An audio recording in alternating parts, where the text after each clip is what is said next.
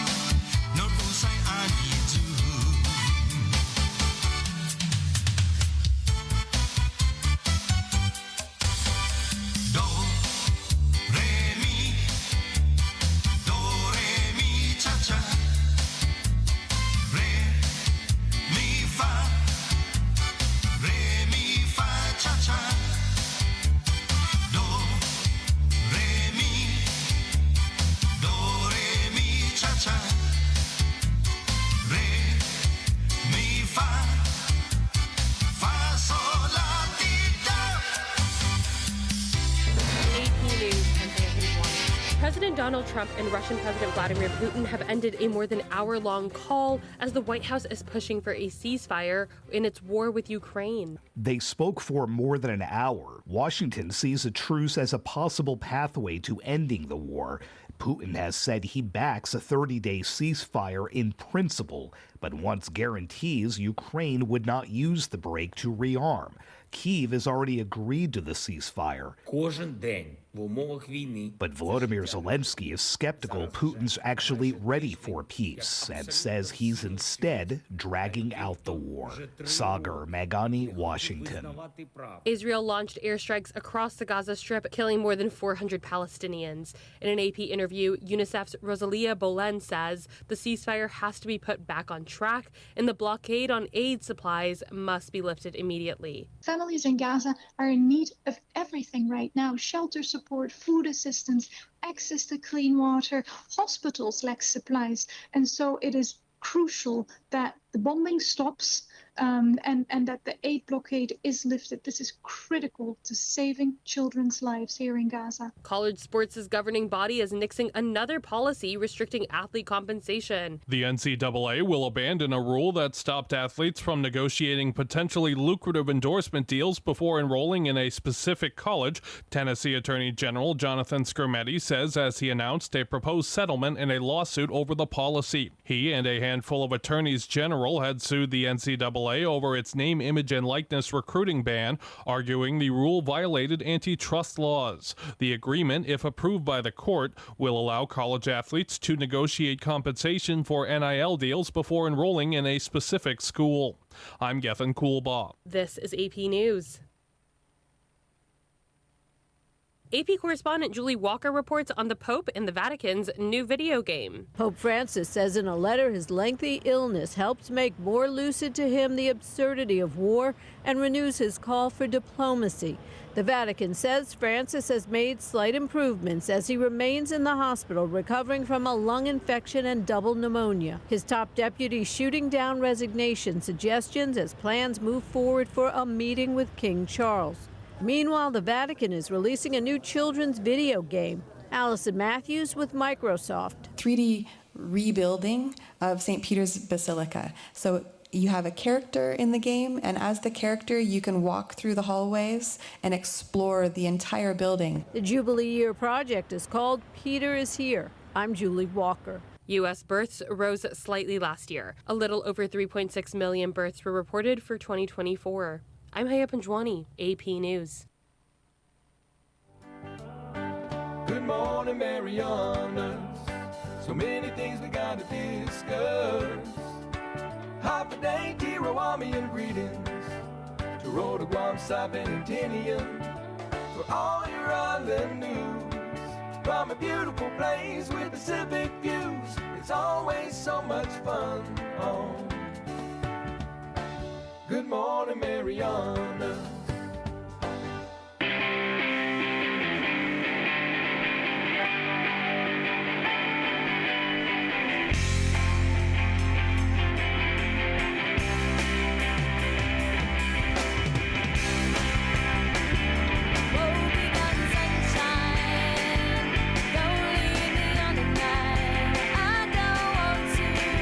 Good morning, Marianas.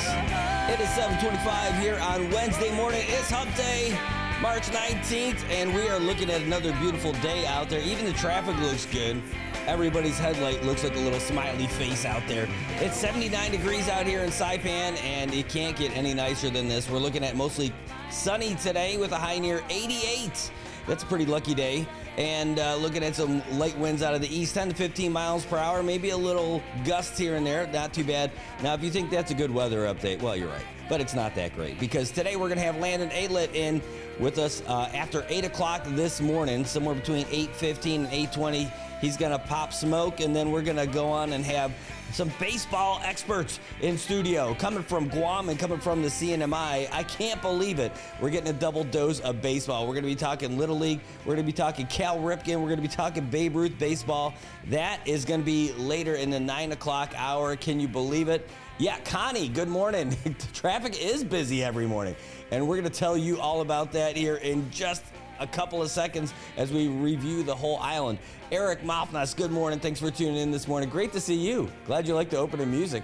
Nothing, I'm telling you, a double dose of Parker and Frank goes perfect with your coffee in the morning. Get your blood pumping. All right. Dilbach Castro, the man, the myth, the legend. Thanks for tuning in. Pilingizitmo, the man who never lets his true feelings be known. He's so reserved and calm. Great to see you, Peeling.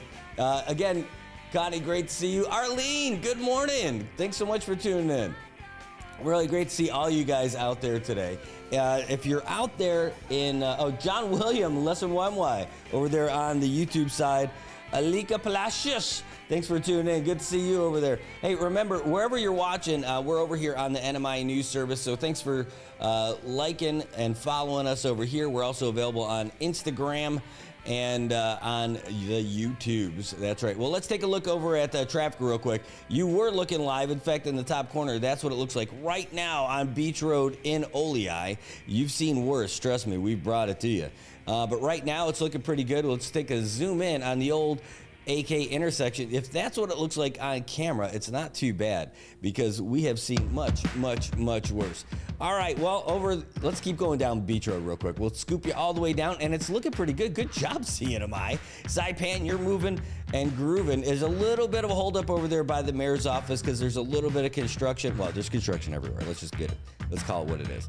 But it's going to be a little bit more congested as you're getting over there as people trying to take that hard turn in there. Not too bad. How about over there down by CK Beach Hotel? Well, it is, you can see a lot of it because you're going to be there for a while. It's a little bit slow. And at the intersection by Mobile, over by Hopwood, people are trying to get those kids dropped off safely. So don't be frustrated because it's slow. Just enjoy it. Remember those days when you used to have kids to drop off. Or maybe you're going to have some. Who knows? You might never know. Might be some surprises coming your way. Who knows what's happening in 2025? The Route 32 is going to be a little bit slow. So if you're trying to get down to Beach Road, hey, just go down Texas Road and start your own taste test between Terry's Snack Bar and Galaxy. See who has the best empanada. All right, over there, Guantong Hardware, looking pretty good, not too bad. I was going to skip past on Chalmon Martinez. Everything looking good by Tune Joaquin Doy. Even Food Stamp. Maddie's Barbecue's wide open. What is going on? It's a great traffic day. Everything coming down by San Vicente, over by Shell Dandan's looking pretty smooth. Over there by the college as well. So Chalmon Senior Guerrero looking mighty fine. Over there by San Vicente is where it's going to start to slow down a little bit as kids are trying to get to the home of the Canaries and people trying to get out of Dandan and onto the main road. Escape from Dandan is looking actually pretty good today. East Drive going around the back road, not too bad. How about we looking Cagman? Cagman's looking pretty good too. Hey, it's a little bit slow by the tire shop, but don't worry about that. How about the Rodeo Drive of Saipan? Where? It's the shopping district in Capitol Hill by New Sarah Market, Capitol Hill Market, and Zenu Market. It is looking pretty good. People getting their merienda on their way to work and getting past the legislature. Everything's fine. It's a little bit slow on your way down Capitol Hill. It's backed up way past Ina's Kitchen. Everybody probably just waiting to get in there and find out what Sonny's got for the lunch special today. And man, I know it's going to be fried pork. I hope it's fried pork.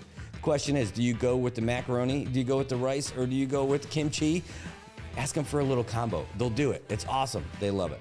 All right, everything on Middle Road looking pretty good as we slide down toward Garapan. A little bit of congestion over there at Navy Hill. If you're coming down Navy Hill, it's going to be slow all the way past the hospital. Then if you're coming out by the tennis courts, though, you're going to be looking at everybody else. You might as well wave a little bit while you're waiting at that light. It's not too bad. Arlene coming up with a great comment right away. Hey, it's going to be slow also there at the home of the Mallards, Garapan Elementary. You can see that nice red line over there. That means kids are slowing down, dropping off, and heading to school. Those are your future leaders, so you beep at them now. They're going to remember you. Also, over there by JG Sablon, Ice and Water, it's going to be slow as people try to sneak through after being at the gym, taking that back road around. You can see where they're getting caught over there by the light, and so is everybody. It's just going to be slow. That's the meeting place right there. I'll tell you what, that old abandoned Sodalore laundry shop should be like a coffee shop for people to zip through and pick stuff up.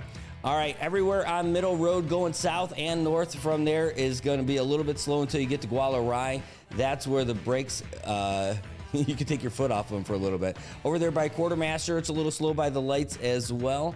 And that brings us all the way back home, and it's not looking too bad at all. So there's your first look at traffic and weather.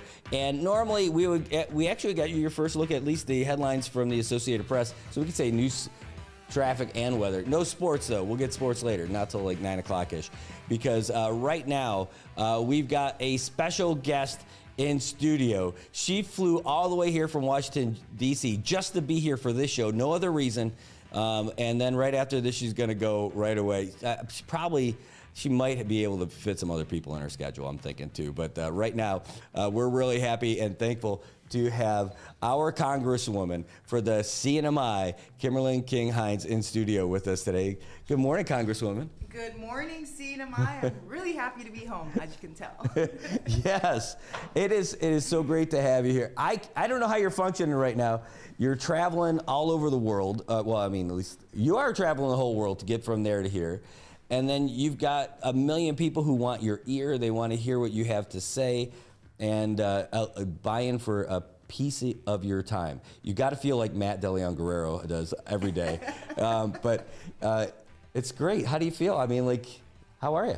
Man, it's just so good to be home, right? DC gets kind of cold. It's still kind of cold over there. And so just being able to come back home, run on the streets, smell and taste the salt in the air, get my sweat on, and be able to see the people early in the morning that I normally see as part of my routine. You know, it's amazing. I love it.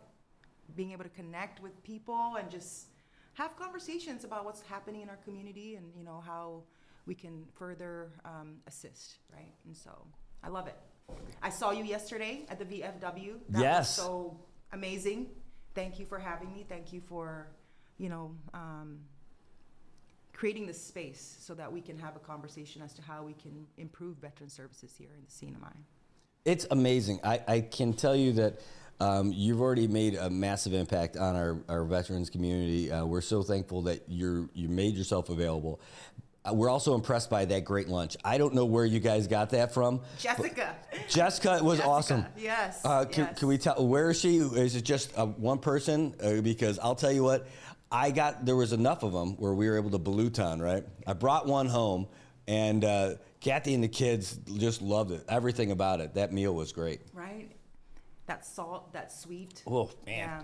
Great combo. A little bit of spice in there. There's a little bit of pica. I bit into one of those peppers in the pickled cucumbers. Man, it was just awesome. Well, I'm glad that you guys enjoyed it, and you know, it was just nice to be able to break bread with, you know, the VFW, and now we have the buddy system, right? Project Buddy Check. Project Buddy Check, right? Come together and to share the different stories, right, in terms of how they are interfacing with the VA, and you know, that's the only way that I can best relay the plight of those who are going through the system, right, is by hearing directly from folks who are experiencing the challenge. And so, you know, it was good. Not good that they're going through these issues, but it was good to be able to have that conversation. Well, it's good that they got people to hear. And, you know, it's great. One of the things that people really picked up on is not a lot of, that's too bad. No, really attentive, trying to find solutions for it. Well, who is that person there that we can go talk to? Where can I find this? You know, asking those questions is such a big deal. And you could see your staff that was there, too, taking great notes. And so, you know, after having left that lunch, one of the things that we came back to and had a discussion about at the office is, you know, the need basically to have a site that you can go to where you can get all this information, right? And so we've decided that as part of our website and webpage that we are going to have a veterans tab so that now we can populate it with, you know, all these links so that it's all in one place, right? So that it's convenient. And we're gonna level up our game in terms of training additional, you know, staff to be able to take on additional casework so that if folks need assistance, right, we're there to provide it. You know, that's going to be a great thing. And I'm telling you, even the oldest of the guys there really appreciate it, and the youngest of the guys who are there really appreciate it, and everybody in between. So it was a universal feeling of appreciation that you were there to hear it, and that people mattered enough. In fact, we think, like, next time we got to have a bigger venue because there's more people who are going to want to hear what you have to say or maybe share what they're going through. Yeah, definitely. I want to do it on a regular basis. You know, the last time I was here, we had a smaller meeting at the office, but then we decided, hey, let's open it up and bring in more people to participate in the conversation, right? And I look forward. actually it's one of like the highlights of my trip, right? Is just to be able to sit down and have these conversations, because I use these stories as examples of how the VA has been failing our community out here, right? In terms of outreach, in terms of providing access to care. And, you know, we do have a service provider here, but she's only one. And so how do we, you know, expand that services so that veterans are not waiting 6 months to get their regular checkup, right?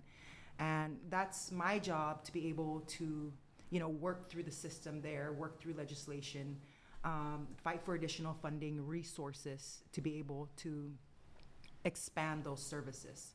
And so one of the things that we talked about yesterday too, right, was doing an outreach to get as many people registered, because we do know that the numbers that we're getting in terms of, you know, how many veterans we actually have in the CNMI, the numbers are skewed. The numbers aren't reliable. And so if we proactively did our part, right, to be able to get as many people signed up as possible. And so we've already written a script, and we're going to get the vets to be in front of the camera to encourage other vets, right? And so I think they're the best people to reach out, and we're going to provide them with that platform. So I'm really looking forward to that, and I'm excited about that script. It's a first. I mean, not a knock on Congressman Khalili at all when I say this. He wanted to do something.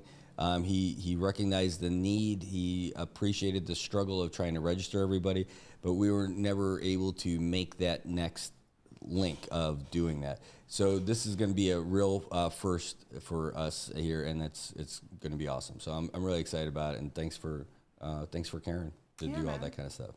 I'm not a vet, right? But my daughter is. You are. A lot of people in my family are vets or are in the service, will soon be vets, and I just want to make sure that, you know, given the fact that we have one of the largest, you know, enlistments, right? Pretty soon we're going to have just a whole bunch of our people coming back.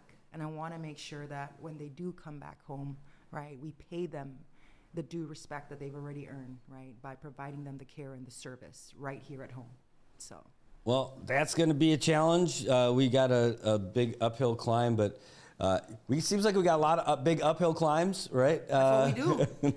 Nothing we're doing is easy, Brad. No. What we do. All right, so I know we only have you for a little bit this morning because you got a lot going on. Yesterday, you met with VFW, you got to meet with Sherm, you got to meet with us at the chamber. By the way, that meeting, I walked out feeling really pretty good. It was a really good meeting. But I think because we got to hear a lot of good stuff. I mean, a lot of things that you had in mind and all that, and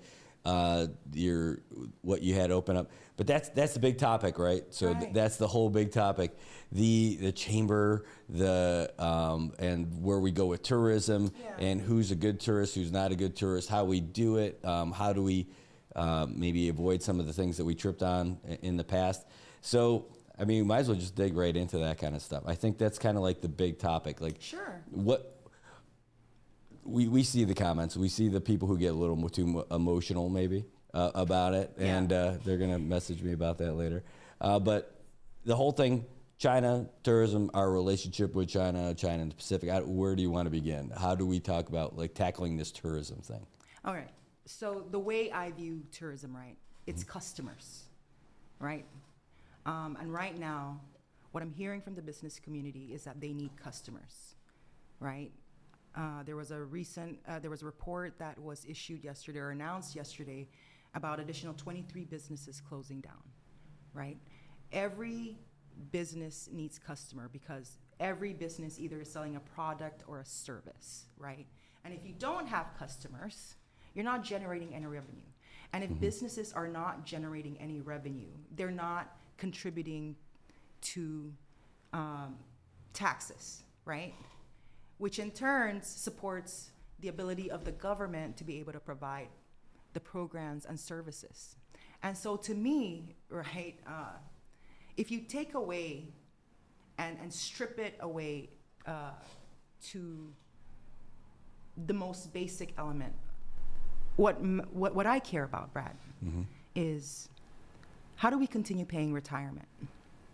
What is going to happen next fiscal year when the legislature has to decide whether it's 25%, 25 net or gross for PSS. And we know by Constitution that their minimum cut is 25%. We're seeing the trends, right, in terms of flight arrivals coming in. More businesses are shutting down. What does that really mean to the economy? And people think about this economy as something, right, like that's just there. But when you have the economy go down in the manner in which it's going, it has a direct impact on every single individual here, right? And that's what I care about, man. Mm-hmm. That's what I care about. I know that I was told that you made a comment that I'm losing my street cred by talking about, this China situation. Well, man, the streets that I run on, Brad, and I run these streets literally in the morning, and I have manomkus pulling me over. I have workers who are waiting to get picked up, to get dropped off, that I chat with. I have kids who are waiting at the bus stops that I speak to. People who are on their morning walks or morning runs that I run into. I wave or stop by businesses, right, that are open in the morning. I have early morning conversations with the average, ordinary citizen, right? My neighbors who are saying, I have a leaking roof, but I can't afford to fix the leaking roof because I am scared to take out a loan, because I am financially insecure, and I can't count on the fact that I'm going to continue to earn the same money that I'm earning now. I don't want to put myself in that situation. I'm hearing businesses basically saying that they're living in a cloud of uncertainty. You can't plan. You can't plan for growth. You can't plan for anything, right? You can't plan for renovations. You can't plan for upgrades of your facility, right? These are the things that I'm hearing. And so like when I talk about tourism, it's not necessarily like I'm a big champion of the tourism industry or any particular industry. I'm a champion of those people who depend on customers to be able to survive. And, we're not just talking about businesses. We're talking about the kids who go to school, whose education is going to be impacted if we don't generate enough funds to be able to support the programs that are being provided to educate them, right? That's what I care about at the end of the day. Let's strip away all the noise, right? Remove all the noise. That is what I care about. And all of that takes money. And all I'm saying is, I don't care where the money comes from, right? We need the money. That's all I care about. I care about these people. We all care about these people. And that is the focus of the conversations that I'm having. And that is what is literally driving me every single day, My mom lives on a fixed income, okay? Mm-hmm. She relies on her pension. And right now, my mom is taking one whole pension and paying her utilities. Her utilities, okay? Not even counting the insurance that she gets deducted, which means her other pension, right, these other obligations have to be met, right? And if you cut 25% and she's already barely making it, right, who's going to cover for that, right? So it's a great point, but at some point, so the question I have about that is, I totally understand it because I'm living that too. I'm living that same kind of stuff, right? But when you're talking about not caring where the money comes from, at some point you have to care about where the source of that income comes from. Is it illegal? Oh no. Well, I mean, that would be one of the things. So you do care. I mean, there's nobody saying that you don't care. Well, about it's right? if it's legal, obviously, right? Like I'm not talking about like, hey, let's launder some money up into the CNMI, right? I'm just saying these are available tools currently, right? And the money is good money, right? There's a clear distinction between the CCP and average ordinary tourist. And when I sit in these conversations in Washington, D.C., everybody understands that distinction, right? If you look at the amount of trade that the United States does with China, right? Soybean exports, for example, right? Billions of dollars. We're seeing, if we want to just talk about tourism, we're seeing For example, Hawaii just coming out and saying, hey, they're aggressively marketing, right, to that particular market. And how many bases are there in Hawaii, right? U.S. Indo-PACOM headquarters is in Hawaii. And so I think, you know, I'm not quite clear, right, where this national security concern is coming from with a particular market. Because I'll tell you this, all right? As a member of Congress, you are briefed, like at the highest, you know, as high as it can get, right, as an elected official. And when you get briefed, you have to actually go to what's called a skiff, right? You can't bring in a cell phone. You can't even bring in your iWatch. If you accidentally have like your earbuds on, I mean, you know, they will, like, there's technology there that will recognize, right, that like you can't bring in anything that could potentially record the conversation or could be tapped into for somebody else to listen, right? It's very secure. And I'll tell you this, one of the largest concerns that's happening across the region right now with regards to national security is the economies of these islands, right? And there is recognition that one of the reasons why China has been able to be effective in influencing, you know, some of our fellow island nation is their checkbook diplomacy, because our allies in America has not made the critical infrastructure investments in those islands to support their economic growth. And so what's happening in those communities, you're leaving them hungry. And when you leave people hungry, right, they are bound to be easily influenced because they are hungry. And what I'm saying is that we don't need to put ourselves in a situation where we're hungry, right? If this is a source market. And nobody is saying that they are a bad or tainted market because they're coming into the United States, right? Right. And so I think that you touched on a lot of different things that I don't know if all the points that people are making have been articulated the same way. So like, I've spoken with the folks from DOD. You know, we know some of the same folks. Yeah. And they tell me that, you know, they are not opposed to Chinese tourism coming in here. Not a problem. These are folks in our region say the same thing. Nobody there's not a person who's wearing stars in these commands who are worried about tourism from China, right? So that's coming directly from them, right? So I think the way I internalize what I hear about the national security concerns with regards to tourism from China isn't that somebody's going to come over and start listening to everything that's going on. And what are they going to listen to? They might find out how terrible the road construction is. No, they're going to try to get that marinade secret, and that's going to be it. It's over. You know, that's it. But it's my Asiga mix is secret. Okay. I had this conversation yesterday. So, but the main thing was like, again, you know, being able to turn on a valve, turn off a valve for tourism, and being able to use that as like a weaponized tourism, or being able to say, we'll give you tourism, we'll give you that status, and we'll let you have the tourism and all that stuff, so that your economy kind of. So are we saying that we're on stupid as a people and as a community, that we are so unsophisticated that in this day and age that we don't have enough information or leaders who are cognizant of these conversations?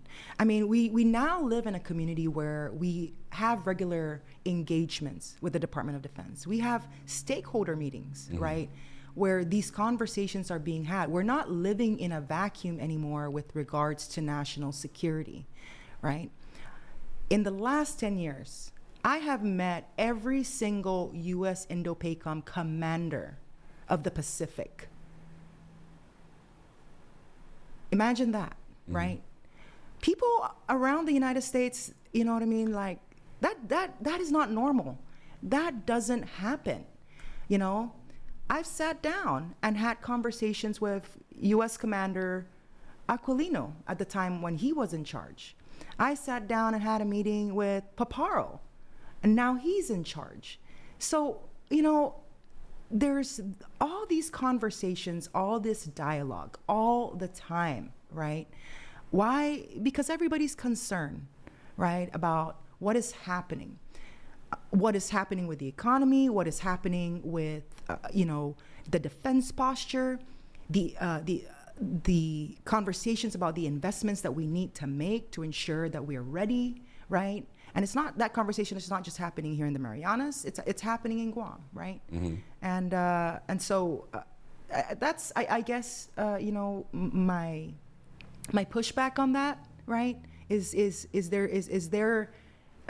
the perception that we are so stupid as a community, right? And that our leaders basically are all corrupt, that they're bought out by the Chinese. Well, what I'm saying is I'd say there was a heavy Chinese influence financially here, I believe, when IPI was in full swing. But that's not this conversation here, right? That's a business thing and all that stuff. I'm just talking about the tourism fact. I think there's a lot of different parts of that conversation. Yeah. Right? But with in particular, with the ability to say we can give you a bunch of tourism, and if you, we can give you even more if you say that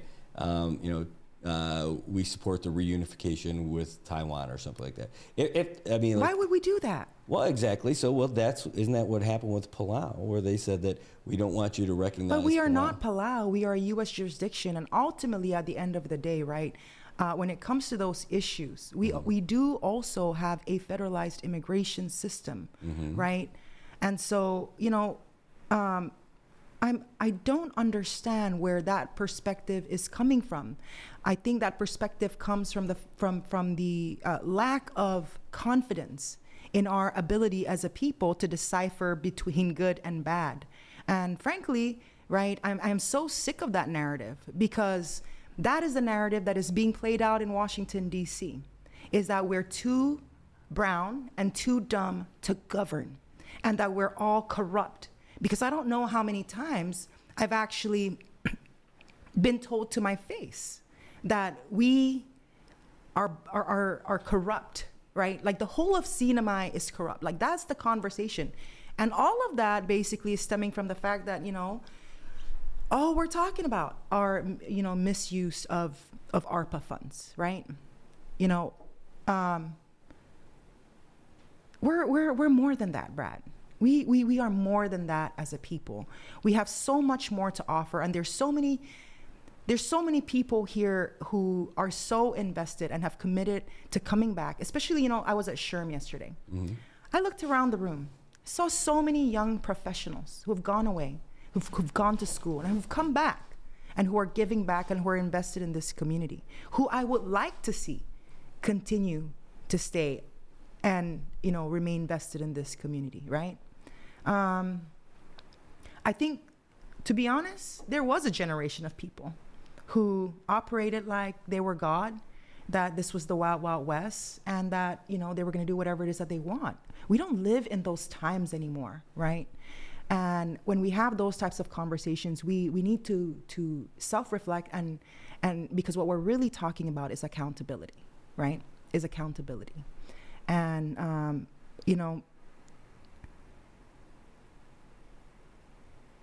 one of the things that we have to ask ourselves amidst these conversations, right, that is when we talk about accountability, like the people who seem to be raising some of these issues, right, look at what's happening, right, in our community with regards to certain projects. I mean, this is a small community. People talk. There ain't no secrets here. It's like living in a fishbowl, right? You can't sign a contract today without the whole community knowing it. Right? So everybody knows what's happening. But people are mum, right? So it hasn't changed in that sense, right? But there is a generation of people who are here. So I don't see the same thing about I don't think the conversation about the tourism is about people not being smart enough or to pick it up. What we're putting down. But I'm talking about the, like, getting it right back to just the China tourism part, about them having the ability to influence potentially by turning on or turning off. Then let them turn it off. Then let them turn it off, right? We have the ability to turn it off. We did that during COVID, right? We didn't have the authority, but we asked them to turn it off, and they turned it off, right? You know, we act as if we have no power or no say, or you know what I mean, like in a Chamorro saying, we act like we're finatay, like we're just like, you know what I mean, this dead people just floundering. You know, we're not. We are the Commonwealth of the Northern Mariana Islands. We are one of the most resilient people. We are growing. We are a young democracy who is hungry for prosperity, right? Who exercise our right to self-determination and decided to align with the United States. We're very patriotic people, right? Do you think, you know what I mean, that this community would allow for that to happen? For somebody from China to be able to control us, to control our government? I think that's when we'll have some serious uproar, especially with the number of vets who've sacrificed for us, right? And the growing number of our you know, and the large population of our kids, our sons and our daughters who are in the military serving, fighting for our freedoms, who could potentially be at war, right? I don't know, man. You know what I mean? I just don't see it. I just don't see it, and I don't buy it. And honestly, I have a lot of faith in people here. I believe in this community, and I don't buy that argument. So, I mean, I think nothing happens in a vacuum, right? So, Nothing. So that's why I think a lot of this conversation goes back, you know, more like 12 years ago and stuff like that. It goes back to like when Frank Borja and Ralph Torres took that trip and came back, and it was going to be the savior for the retirement and everything, right? And Can I ask you a question? Why did you think the casino was passed? Well, because it was. What was happening with the economy? Oh, it was awful. Exactly, right? And this is exactly my point. You put people in situations where leaders have to make hard decisions. I don't think that would have happened if the retirement was in the state that it was. People forget that retirees marched up, right? To the Capitol. So you're right. We can't look at things in a vacuum. Yeah. Right? It all ties back to the economy, right? People needed to have an answer as to how they were going to continue paying for retirees, right? And if you look at the manner in which the casino law was passed, there's a specific provision which guarantees, right, the 25%, right? So that's a good point. It's a great point. I've had that conversation with Alex, right? Hey, what was going to happen? My dad, you know, everybody's parents, everybody who's part of that system, this was going to be that thing that fixes it. So it sounds great. And the concept of it, I'm not an anti-casino person. I don't love the way that it came in. Yeah. But I thought it was cool when it was here. They had great chicken. I liked eating there. But it also, right? They also employed so many people. Well, even locally. Tourists, right? That and was they brought the best in part. tourists. It right? was such a great place to work. People were coming here on their vacation just so they could work and could build that building. Yeah. Right. So there was a lot of. I don't know about all that. You know what I mean? Well, I mean, people were dying to work there. Yeah, literally. So, but that kind of went to my earlier part about like, it sounds like. I can't make an argument for the end justifying the means for some things, right? So for that one, like again, I like the casino. I'm not like morally opposed to having a casino. Like some folks are, and that's their argument. Yeah. Not my argument at all, right? I thought it was cool. If it was going to be fixed and go all the way up and everything, great. Is it an example maybe of the end not justifying the means? Because look at what we've got with it now, right? It's this.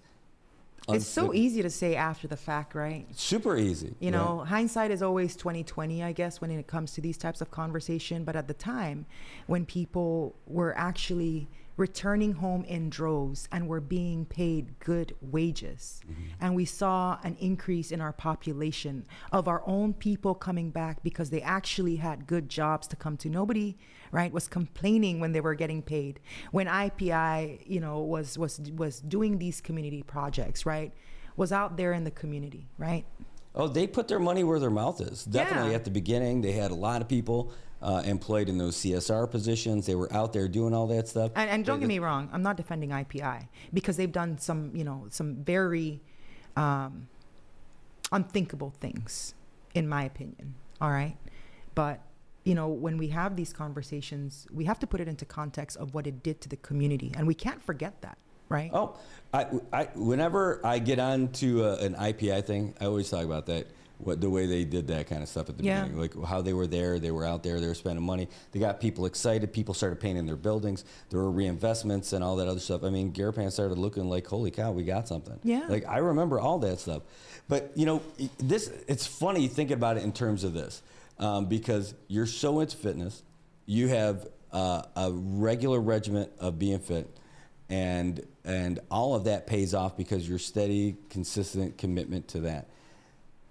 Doesn't this, like, IPI to me just seems like a crash diet. Like, all of a sudden, somebody got hot, and then right now we're dealing with what happens after they stopped working out and everything else. Like, that's kind of what our economic situation is. What do you think would be, or I don't know if you have that answer, right? Like, what is the consistent approach for us to maintain that steady increase? Again, that's a big question. Right? That's a big question, right? And what you're really talking about is economic diversification, right? And if you look at all these studies that have gone into exploring economic diversification, what's very clear is it takes a lot of time to be able to build up to get something to be off and running, right? And listen, even if tomorrow, for example, it's a green light, like a full stop green light with the China market, right? It's going to take some time, right? Because that tourism involves, it's not just the planes coming here, it's a total infrastructure, right? Advertising, booking, all those types of things have to kind of marry up and come into play, right? And then, they have regulatory requirements that carriers have regulatory requirements that they have to meet with the FAA. It's a process. There's paperwork that needs to be filled out. So, and then the other part is just because it's a green light doesn't mean that they'll come. And I guess that's the point that we're missing in this conversation. What I'm saying is we need to open up all the markets, right? And so I'm not just focused on the China market. I've written a letter to Rubio, right, asking him for a meeting and basically saying, hey, there's this provision basically where, you're supposed to assist getting favorable treatment when it comes to trade, right? And that's pursuant to the covenant. Can we get some assistance, right, with helping with the Korean market, right, with the Japan market, potentially opening up New Zealand or Australia, right? I'm saying let's open it all up. Right? We need help. That doesn't mean that when you open it up that they'll come. So we, have to diversify our pool, our market, right? So that we're not relying on one. Because right now it looks like we're just relying on the Korean market. And look at what's happening, right? We're being impacted with the internal, politics and with everything that's going on in Korea, right? So it's so funny here. So people are using this same word who are on both sides of that conversation, right?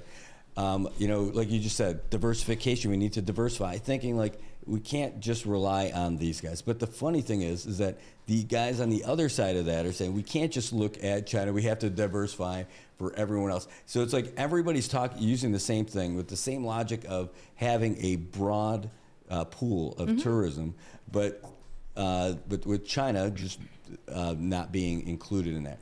I'm not sure what the solution for any of that is. I don't know if to maybe abate the fears of people who are making it sound like China's going to roll us again, about maybe putting a cap on it, but I don't even know how that would look. I don't even know what that kind of thing would do.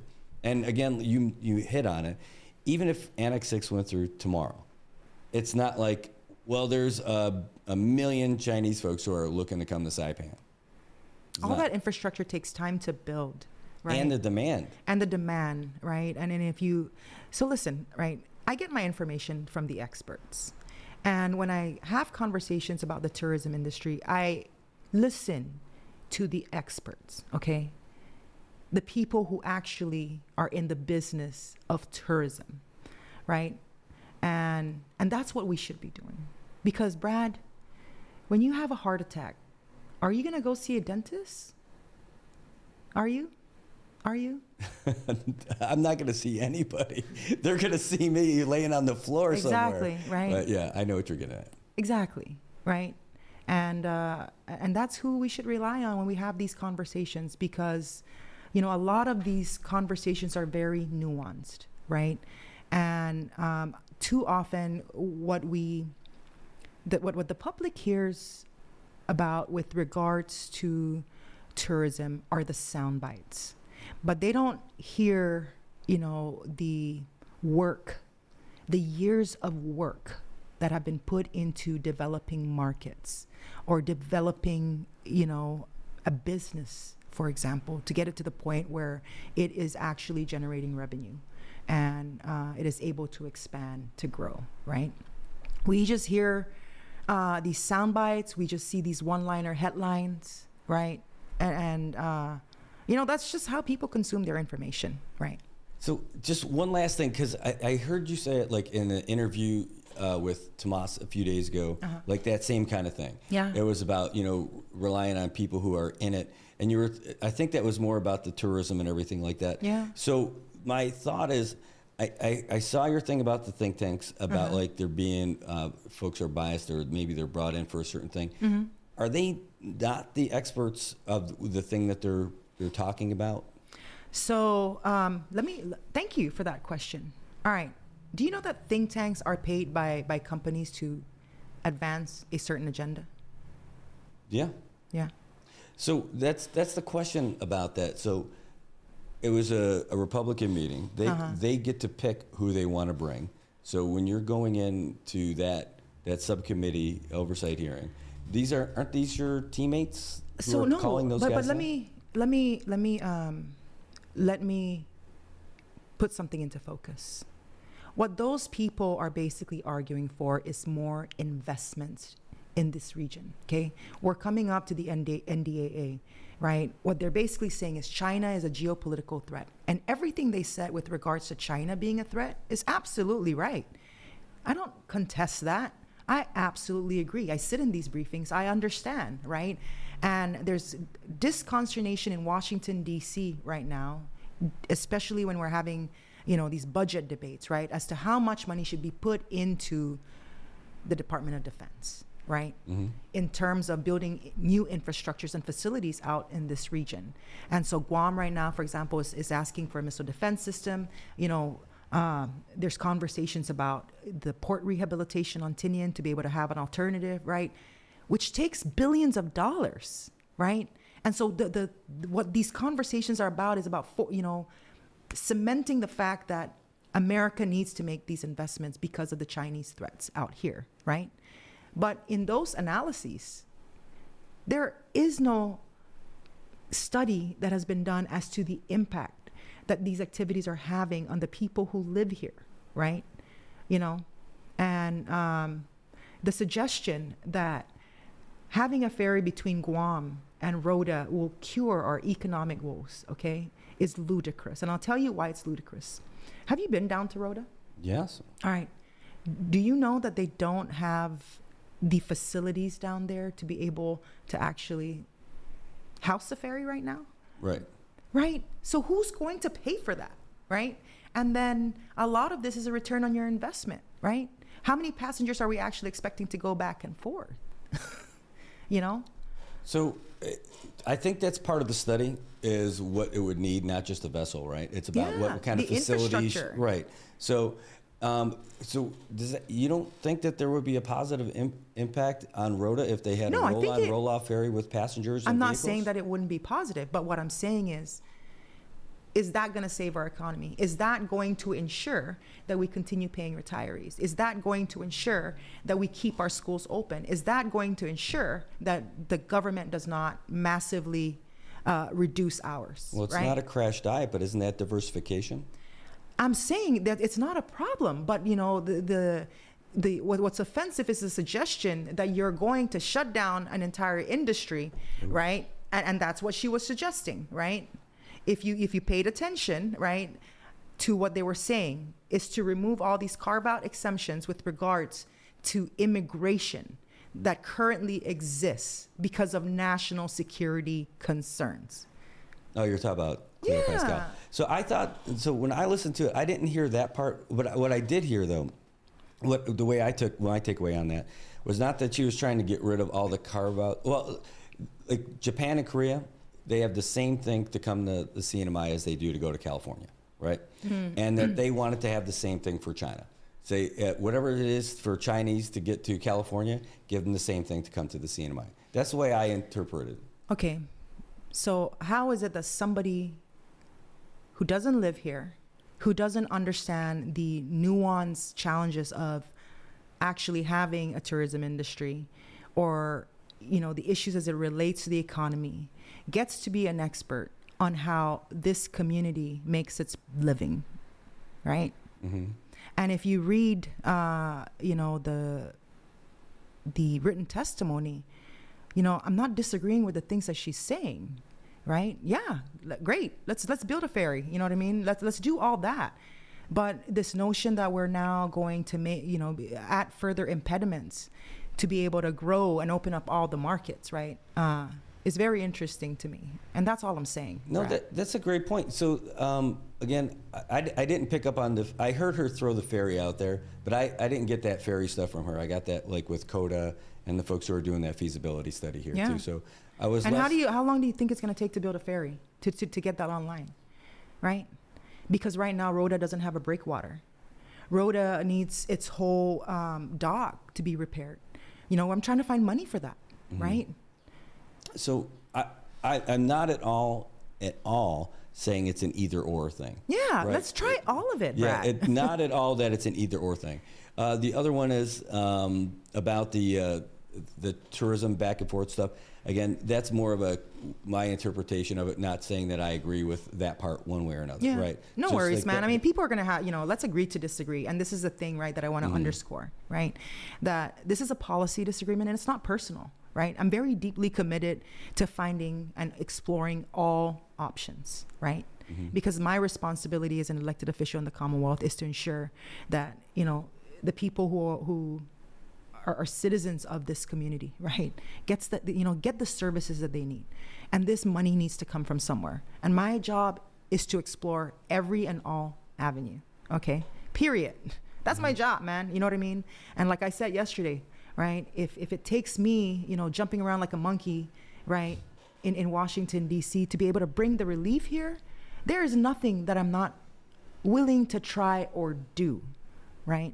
And that is all that I'm asking this community or this government, right, to do, is let's explore all of it. Why are we arguing about a food source when people are hungry, right? Yeah. Let's try it all. Let's try it all, right? Within means, obviously, right? You know what I mean? We don't do illegal things. We follow the law, right? But let's try it all. Well, you got you even stayed late. I know that you. Yeah, I gotta go. Yeah. First of all, I don't think anyone gets to have cool conversations like this, while doing a broadcast. So that was awesome. Yeah. I think let's do it on a regular basis. I know, because honestly, it's good to have these conversations where our community can listen in, and I want to be as accessible as possible, and this is why I've been hitting the radio circuits, and now I'm here. I was on KKMP, and then I'm heading down to Tinian today to have conversations with the Manomku, with the school and the leadership, and then I head down to Rhoda to do the same, right? And I'm here to serve, and my job is to listen to my community, to listen to the people. And so when I talk about these things, right, when I talk about a particular market or talk about the tourism industry, it's coming from a place of hearing what the people are saying. And that is my job. This is not a personal opinion. This is listening to experts and listening my community cry for help, and me exploring every single avenue to find and bring relief, because that is my job, Well, that's what we do, Brad. Well, you're from here. Yeah. Nobody's going to care more about this place than someone that's from here. Yeah. No question about it. And, you know, you're our friend. You're like family, you know, like Yeah. you and everybody. And everybody's going to be cheering that you're successful in this position. So, like, everybody's still cheering for you. There's nothing changed about that. I mean, we're hoping. Well, that let me tell you this. Crush it. I'm not here for the cheers or the likes. I'm here to get a job done. And the job is to ensure that people have food on their table, retirees are paid, schools remain open, public safety, you know, is given the tools and the resources they need to do their jobs. People are dropping out like flies. They're leaving, they're moving because they're stuck at pay levels, right? That's what I'm here for. I'm not here for any of that other stuff. I love my job, Brad. I wake up every day and I get to do what I love the most, which is service, giving service to my community and fighting for the community that I love. And so, man, it's all too easy. It's all too easy. Do we have a chance with the Central Air Service, you think?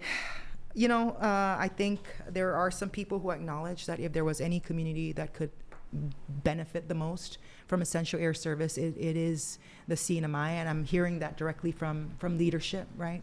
So the issue basically is, you know, it's the money.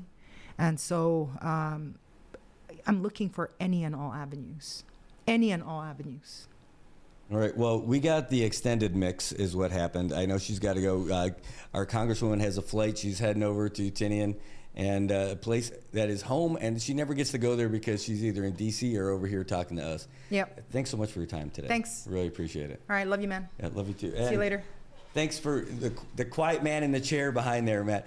All right, we're going to take a real quick break. We're going to come back, and holy cow, that was awesome. All right, guys, stick around. We're taking a quick commercial, and then we'll be right back for you. Hey, I'm Coach Derek Cutting, the owner and founder of Laddie Built Fitness.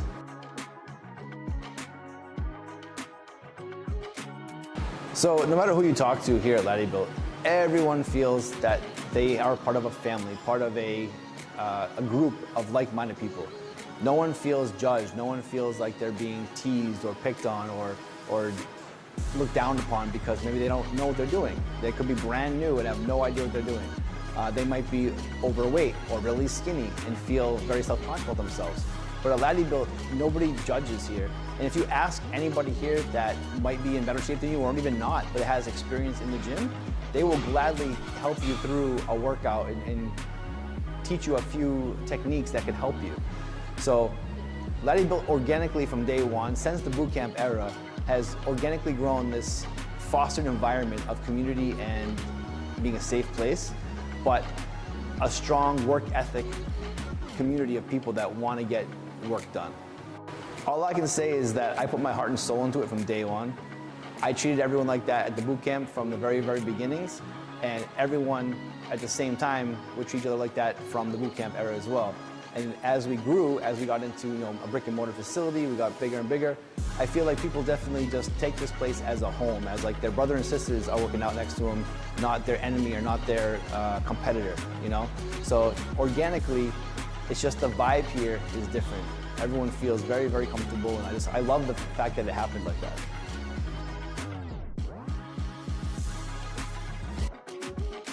Paradise Dental's giving you the gas. Well, not that kind of gas. You already know that Paradise Dental has the most affordable coverage in the entire Marianas, and now we've got something special just for new customers. And now for a limited time, Paradise Dental is offering free gas vouchers for new signups for their coverage plan. If you sign up for a singles plan, you'll get a $10 gas voucher. If you sign up for a couples plan, that's a $15 gas voucher. And if you sign up for the whole family plan, that's a $20 gas voucher right after your first visit. So hurry down to Paradise Dental and sign up for the CNMI's most affordable dental coverage today. These gas vouchers are limited, and with smiles like these, you know they're gonna go fast.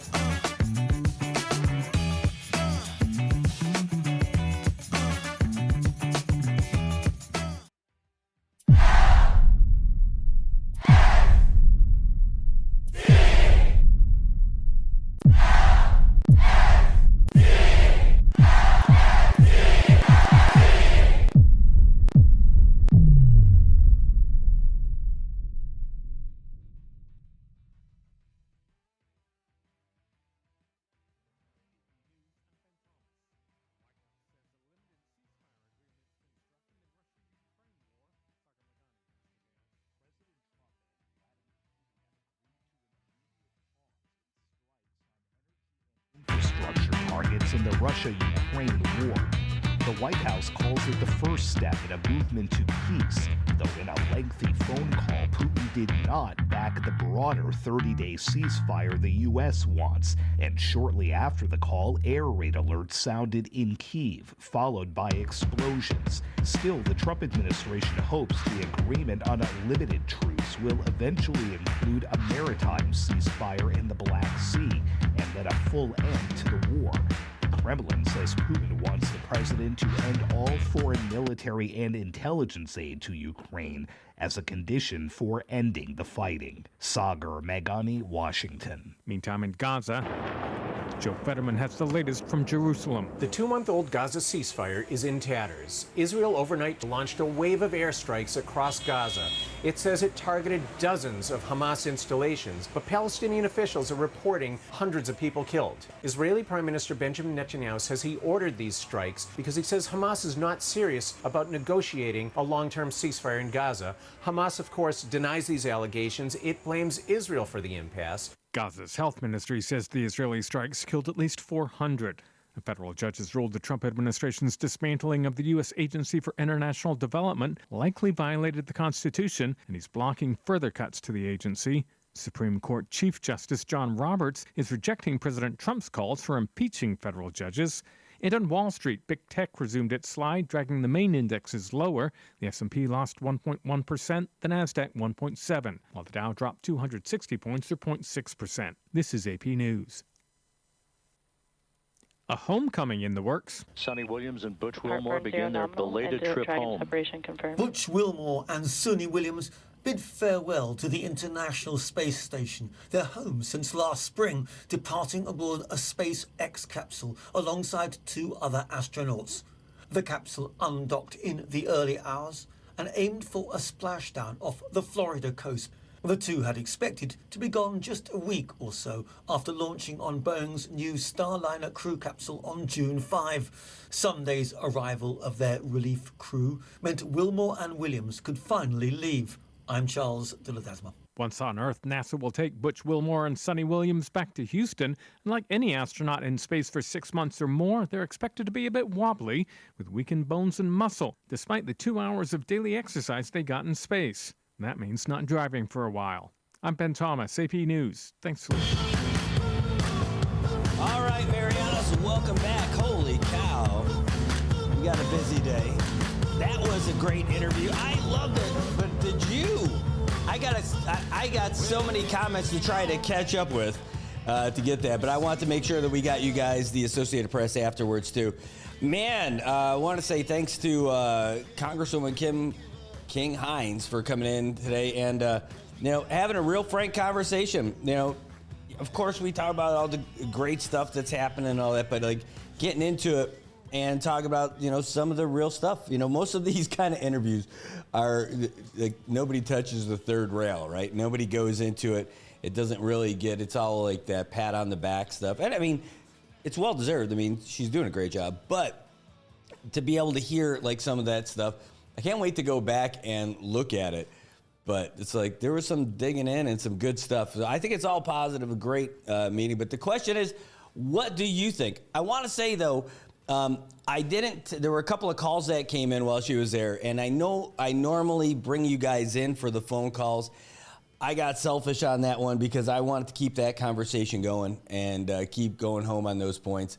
And dispensa zu, for not bringing you guys in on that one. I was just, I didn't want to lose that opportunity that we had going on, that conversation. Talk about some of those things. So hopefully we can get you guys in as well. That was really great. Hold on one second. Boom, boom, boom. Just one moment.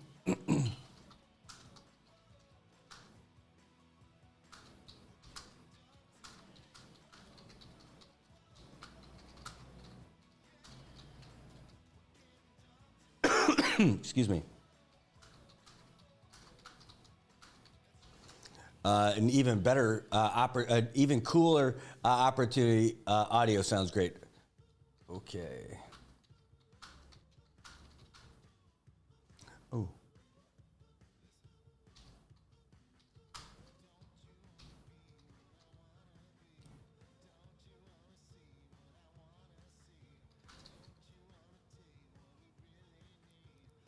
Just one moment, folks. Just one moment.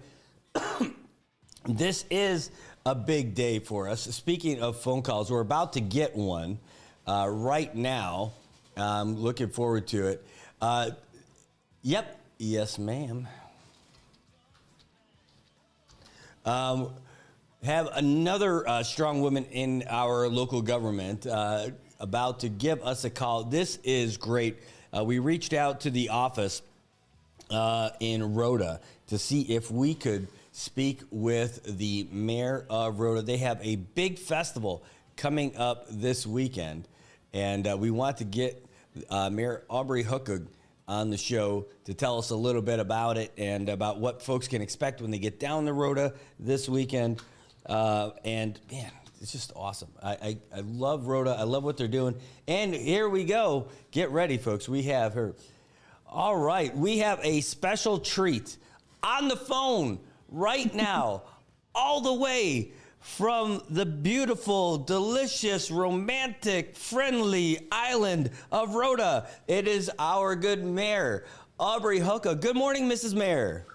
Good morning, Mr. Matt. Thank you for that wonderful introduction. What a way to wake up everybody and share the exciting news that's going to be happening here in Rhoda. Oh, it's so great. You know, so I need to get there again, like now, because I love it. Going down the road is one of my favorite things. I feel bad for Star Marianas because their flights get a little more weighed down every time I go. It gets heavier and heavier every single time. But man, there's so much good food over there.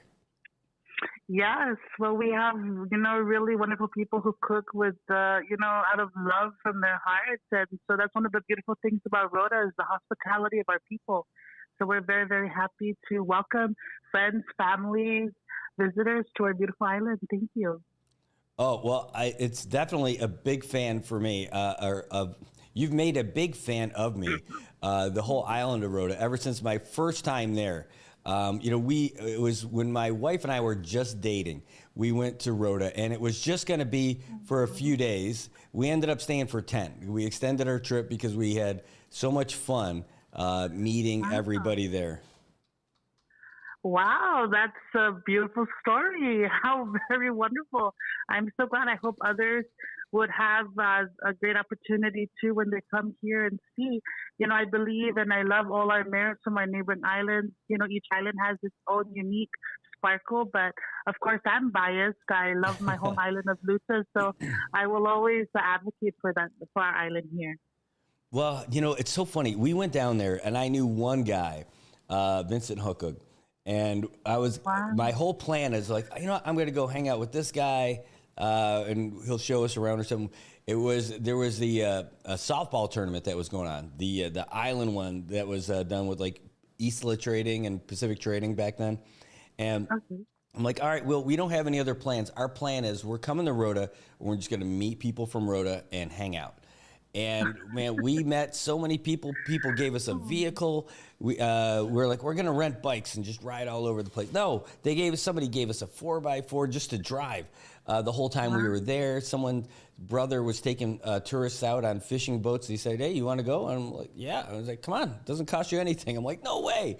So we got to go out on scuba trips and everything just from getting to know people while we were there, hanging out. It was the best thing. Oh, and then after we caught fish, we would we'd bring everybody back to the hotel, hang out at the pool. I got a deal with the guys from Isla Trading so that we could buy inexpensive beverages, and that was it. Oh, and then when we went there, brought a case of chicken for somebody, brought a case of beer for somebody else. Aww, and I can't go to Rhoda without bringing stuff for some folks. Right now, it's always Julie Ogo's parents because they are so nice to me when I get down there. They really are. Uncle Patrick and Josie, they are very, very humble people. Very friendly, very hospitable. Uncle Patrick is one of the great cooks here on island. So yes, most definitely. Hopefully you can bring your daughter next time you come. Yes. Oh my gosh. So she's been there. We came there for the mini games because my wife was in the triathlon for the NMI. And so we got to enjoy it while we were staying up there in Sinapalo and got to get down there all the time. But I'll bring her next time just so she can see you again, and maybe somebody that that awesome leadership that you've got will rub off on her so she can grow up and be as pioneering as what you're doing down there. Thank you so much. Yes, we will definitely be happy to welcome you when you guys back to Rhoda. So there's a big deal going on, Rhoda, this weekend. Yes, sir. We have our 7th annual Gilita Festival. Gilita is a Chamorro slang that means from Rhoda, Ginin Luta from Rhoda. And so, this word, we wanted to somewhat take ownership of this. Our older generation, they had a very bad experience with this word. They felt that growing up, they were ostracized. But I was sharing with our elderly that the younger generation now, man, we own this word. We own up to it. We are so proud to be called Gilita. And so we are trying to heal, the stories of the past with, having people be proud to represent where they're from. And so this festival is supposed to showcase the unique skills that our people have here on Rhoda and just allow others to come, learn, observe. We have our practitioners that will be demonstrating different things. Our Gilita Festival is this weekend. It is starting on Friday to Saturday. We have a whole series of educational demonstrations. We have a lot of local artists coming in. We have students from the University of Guam that's going to be coming and showcasing what they are learning at UOG. Their main instructor, her name is Lourdes Manglonia. She's from Rhoda. And so, using her expertise and knowledge in traditional medicinal medicine, she has taken that to UOG and really shared her knowledge, with future practitioners. We're also excited to welcome some seafarers from Saipan who will be joining us this weekend to showcase, how they were taught growing up in terms of navigation and seafaring within that industry. And so we're bringing back a lot of games. We're bringing back the Batu game. I don't know if you've heard of that game, Batu? I've heard of it, but I have no idea right now. It's escaping me what it actually is. Yeah, so, I have heard from our elders here about this very popular game where it's similar to a horseshoe string game where you have a piece of, it's like a padding metal that they would try to hit, and the closest to hit this, I guess it would be not really a string, but it's going to be like a pole. And so it was a very popular game for my grandfather's era. My parents remember it as a kid. And so we want to bring that back, and we want to welcome our older generation to, remember and reminisce of their childhood and expose this new game to our kids. We also have Guelu Vicente Rosario that's going to be doing the slinging. We really want to promote this amongst our youth, and we're so happy to welcome Roman from Fakai from Guam, and I believe he has a special guest that's going to be coming in today. So we want to expose more of our kids, and hopefully they can partake in the future slinging competition. So we have a good variety of activities for our people and our visitors to enjoy this weekend. We are also bringing Parker in to perform and entertain our people and visitors. And we have a lot of local vendors with delicious foods. We are, again, bringing back our Ask Me in Chamorro initiative. So we have a passport for our kids. We want them to incorporate speaking the language. So they will be given stamp books. They have to visit all our booths and speak in Chamorro. When they speak or have a conversation with at least 3 or 4 or more sentences, they'll get their stamp. Once they complete the stamp book, they can come and check our staff for a prize. So there's a lot of things we're trying to bring to preserve and cultivate our language and our culture. So we're very excited, and we're hoping that our visitors and our locals can come out and enjoy it too. Man, that Ask Me in Chamorro thing, they should be doing that everywhere. I love that. Yeah. So it's a great initiative, and we want our kids to do it because sometimes they're ashamed. So for me too, right?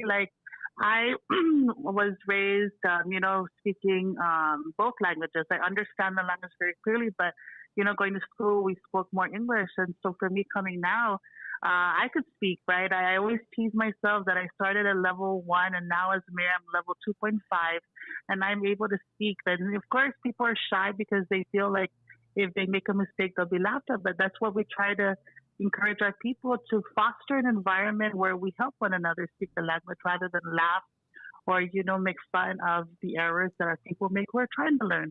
And that's the best way to do it is you just got to throw yourself into it, and just start speaking in it. That's the fastest way to learn the language.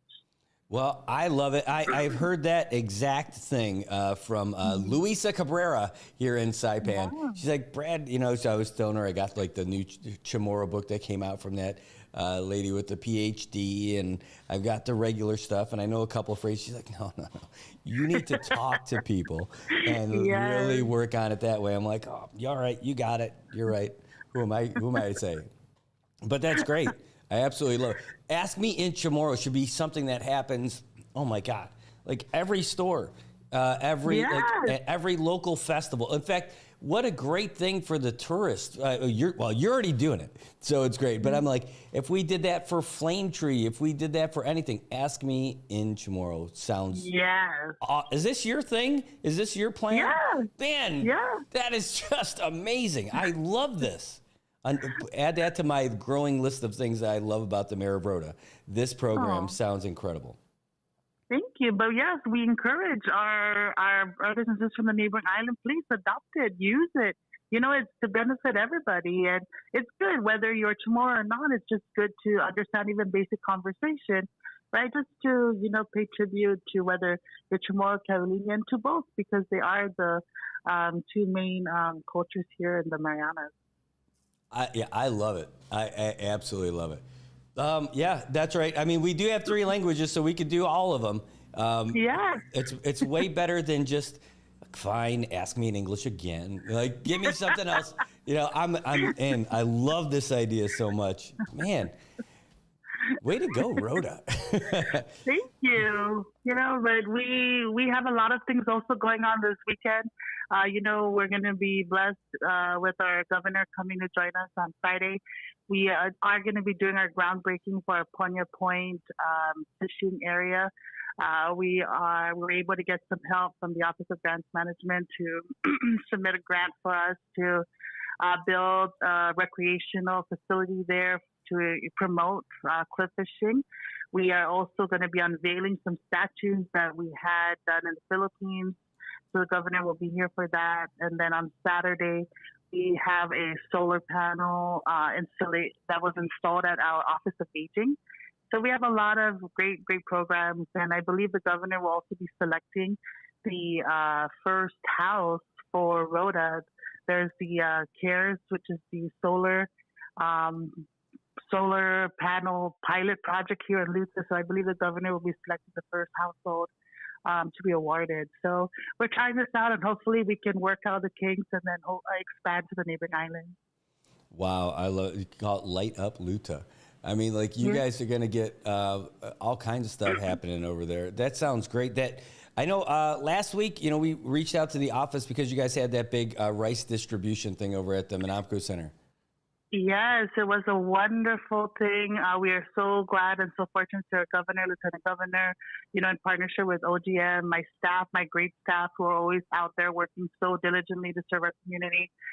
It was great. We were able to distribute in less than 2 hours. Wow. That was that was a goal. And so we just stayed open till, I believe, 11, just to take our photos, clean up. But we did majority of it.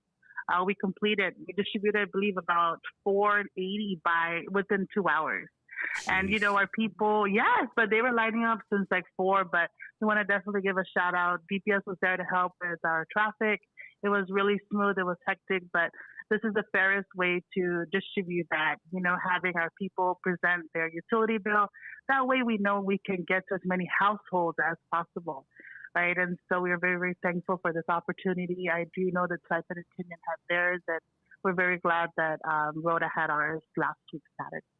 Yeah, well, I mean, it's a neat thing. And how early? We had people lining up like really, really early to get ready for it, but maybe there's not as many people in Rhoda, so they didn't have to get there so early.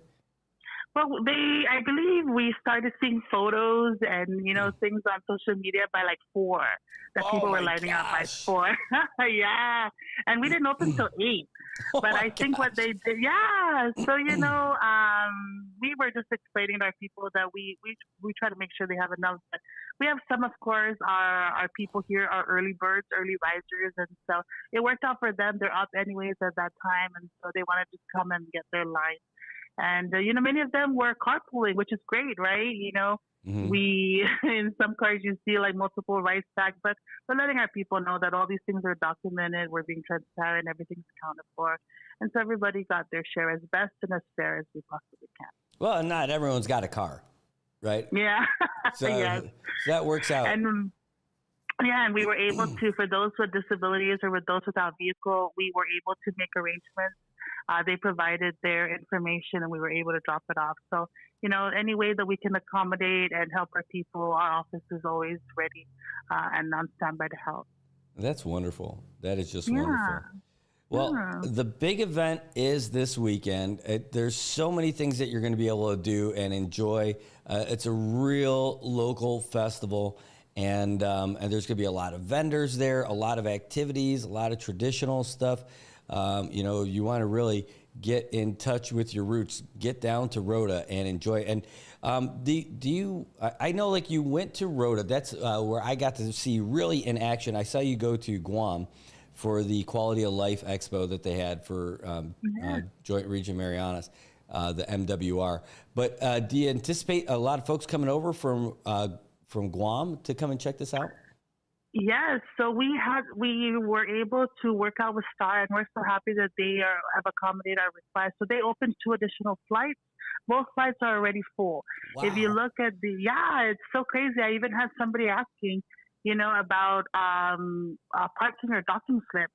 And so we're telling them that we can accommodate at our East Marina. Right now, our West Marina is currently closed. But just to let all our boaters know that we can accommodate them at the West, or even we can work out with, if there really is such a large demand, we can talk to CPA here and see what we can do to accommodate our guests. But the flights have been full. When I believe Sky opened them, I think not even 4 days later, all seats were taken. So there's definitely a large demand. Yes, even with the MWR, with the Quality of Expo, we've learned so much from the military people and their interest and desire to come to Luta. And so we are just hoping that we can work out the accommodations in terms of offering different venues or modes of transportation, whether by plane or by boat. But either way, the military and their families shared their desire for an experience, and a recreational experience. And so this is one avenue that we can offer for the people of Guam. So that's always been a market that we've looked at, and so we're going to be definitely planning and doing our best to open as much opportunities for people to enter Luta. We're doing different things. That's awesome. So we'd spoken, just before you called, we had an interview with our Congresswoman, King Hines. And great. And one of the things we talked about was that ongoing survey that's happening right now, a feasibility study for ferry service in the Marianas. Yeah. And one of the big ones is the idea of having one. I sat in on one of these with these contractors, with the likelihood of, or the possibility of, a roll-on, roll-off passenger and cargo ferry between Rota and Guam. Do you think this would be something that might be helpful for the folks in Rota? Yes, most definitely. We had the CODA team under Director Alfreda, and then the vendor that got the contract for the feasibility. They came, they spoke to our leaders, our cabinet, and some members of the community, and we definitely expressed this. This is going to be a big, big help, and it's going to also allow our people the opportunity to travel. Because of the austerity, many of them, do not have the financial means or have had the opportunity to travel. So it's definitely a give and take, and we definitely want that. We have a lot of locals with great ideas that could definitely promote and expand our local business numbers here. It's just, we need more people to come to help stimulate our economy, and definitely having a ferry is one great way to do that. Yeah, so I was talking with one of my friends who lives in Guam, who's got a really big boat too, and to where like he likes to go back and forth. But he said if they had a ferry, he would absolutely do where you could do the drive on and go there and hang out. I was thinking about it in terms of even just more for the residents of Guam. One, imagine just being able to hop on a ferry, go to Guam, buy a car, and then drive it back. Oh yes, I wonder how easy that would be, right? That would be so exciting. I can't wait for that, and I hope that will materialize. I'm so excited. Yeah, and then even the stores getting everything back and forth, would be pretty awesome if just because they could import a lot of their stuff, by bringing it there. So only having to travel 40 miles and not have to do everything else. If they drove an empty box truck over, drove an empty and a full box truck back, and after picking stuff up, the goods that they could sell to the people in Rota could be a lot less expensive. I mean, like what's the cost of a bag of rice right now? Like a 50-pound sack of rice? Oh, it's an upwards of like $70 right now. Gosh, can you imagine? That's just... No, it's hard. And so we're very thankful that the federal government can recognize that, Rota living here is a lot more expensive than it is on Tinya and Saited. And so the value of the dollar is less here in Rota.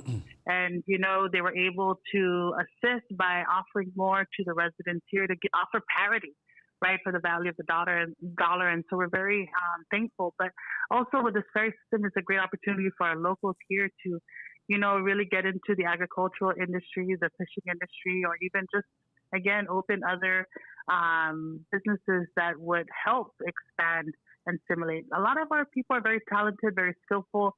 They could be tour guides. They could be, boat captains. There's a lot of different things that they can do. It's just, again, for them, understanding that with austerity measures going on, that they don't want to take that risk, to dream, and they don't have enough money to invest in their dreams. And so that's one of the limitations we have here. But, we do have resources available to encourage and offer opportunities for our people. But again, the risk there, it's just many of them are very hesitant because of what's going on right now. But we're very hopeful. Slowly, surely, day by day, we're doing what we can to progress our island. We've been working very hard, applying for a lot of grants, and we're going to be seeing these things materialize. Our focus is really the infrastructure here in Rota. And so you'll see Rota will look very different by the end of next year. Well, that's exciting because, when I first went to Rota, I can't remember what my first trip was, but it's been quite a long time. And when I came down to Rota the first time, like some of those businesses in the Song area were still open. And I think, I want to say like even that gas station down there was still open. And then little by little, you see things start to close. But there's some really nice buildings, like some really nice infrastructure. Like what must have been, like in its heyday, Song looks like it must have been just wild. Yes, at one point in the late 80s to 90s, Rota had like 17 bars. Whoa. Even I didn't believe. Yes, 17. And they made a whole list and were sharing with me where they were located. And that was when the Japanese industry was hot, right? There's so many tourists. Papa Hotel was still open at that time. So Rota Resort. So there are a lot of hotels, and we're hoping to bring, these things back. I've met so many investors, and they talk about how Rota is such a rare opportunity.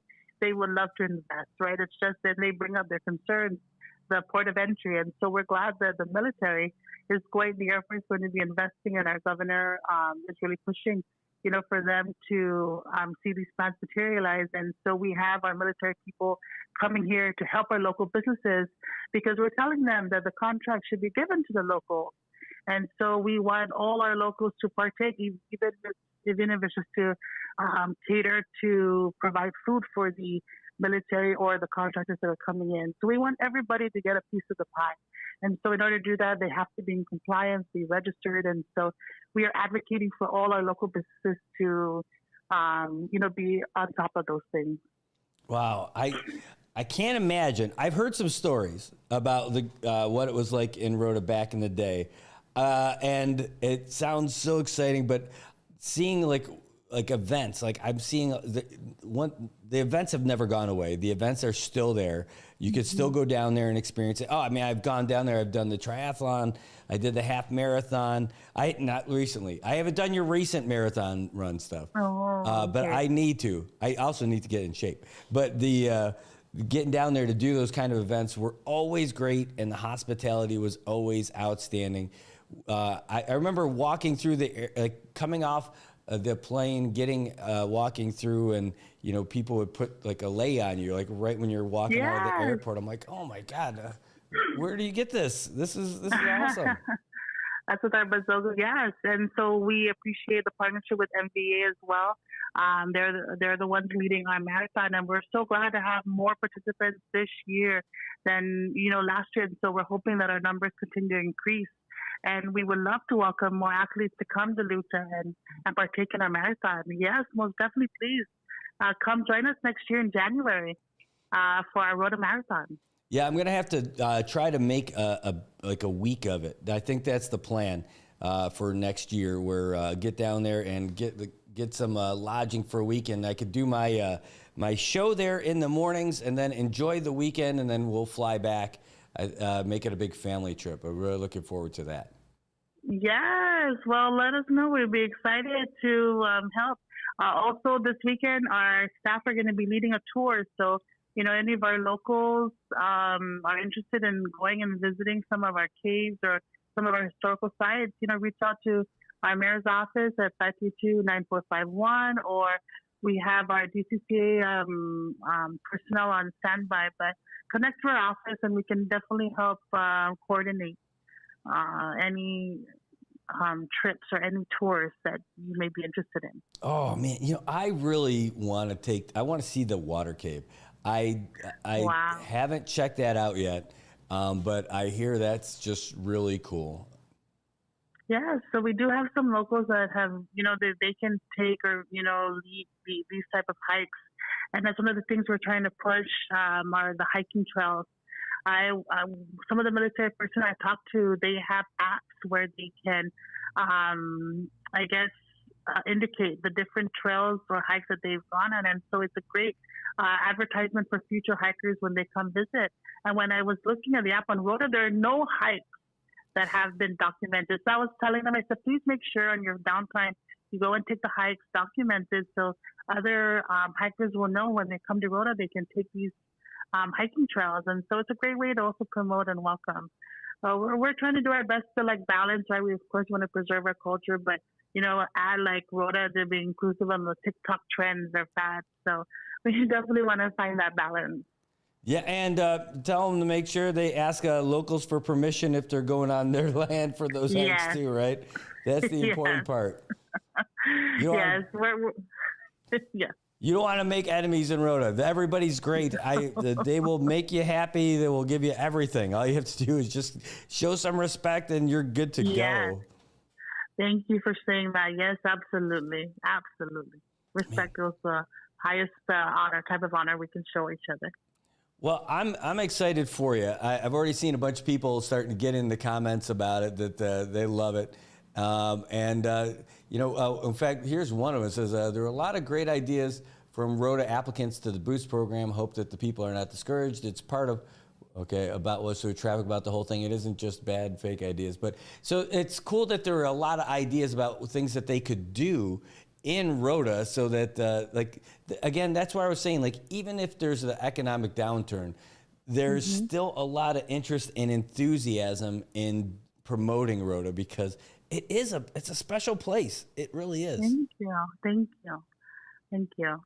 you. Yes, I totally am on board with that, and I totally agree. Our people are very talented, very skillful, and we want to definitely bridge them to offer that talent or skill to our residents or visitors. It's just, again, many of them are hesitant. We've talked to a lot of our people, wanting to do something and share with them the financial opportunities that are there through CEDA, SBA, SBDC rather. And so it's just a matter of them taking on that, that next step. But we're very hopeful. And I think, once we see more of this simulation going on that maybe our people will be willing to take that risk and then welcome more people to come back, because we are hearing and seeing of a few of them coming back and definitely wanting to open businesses. So we're very hopeful.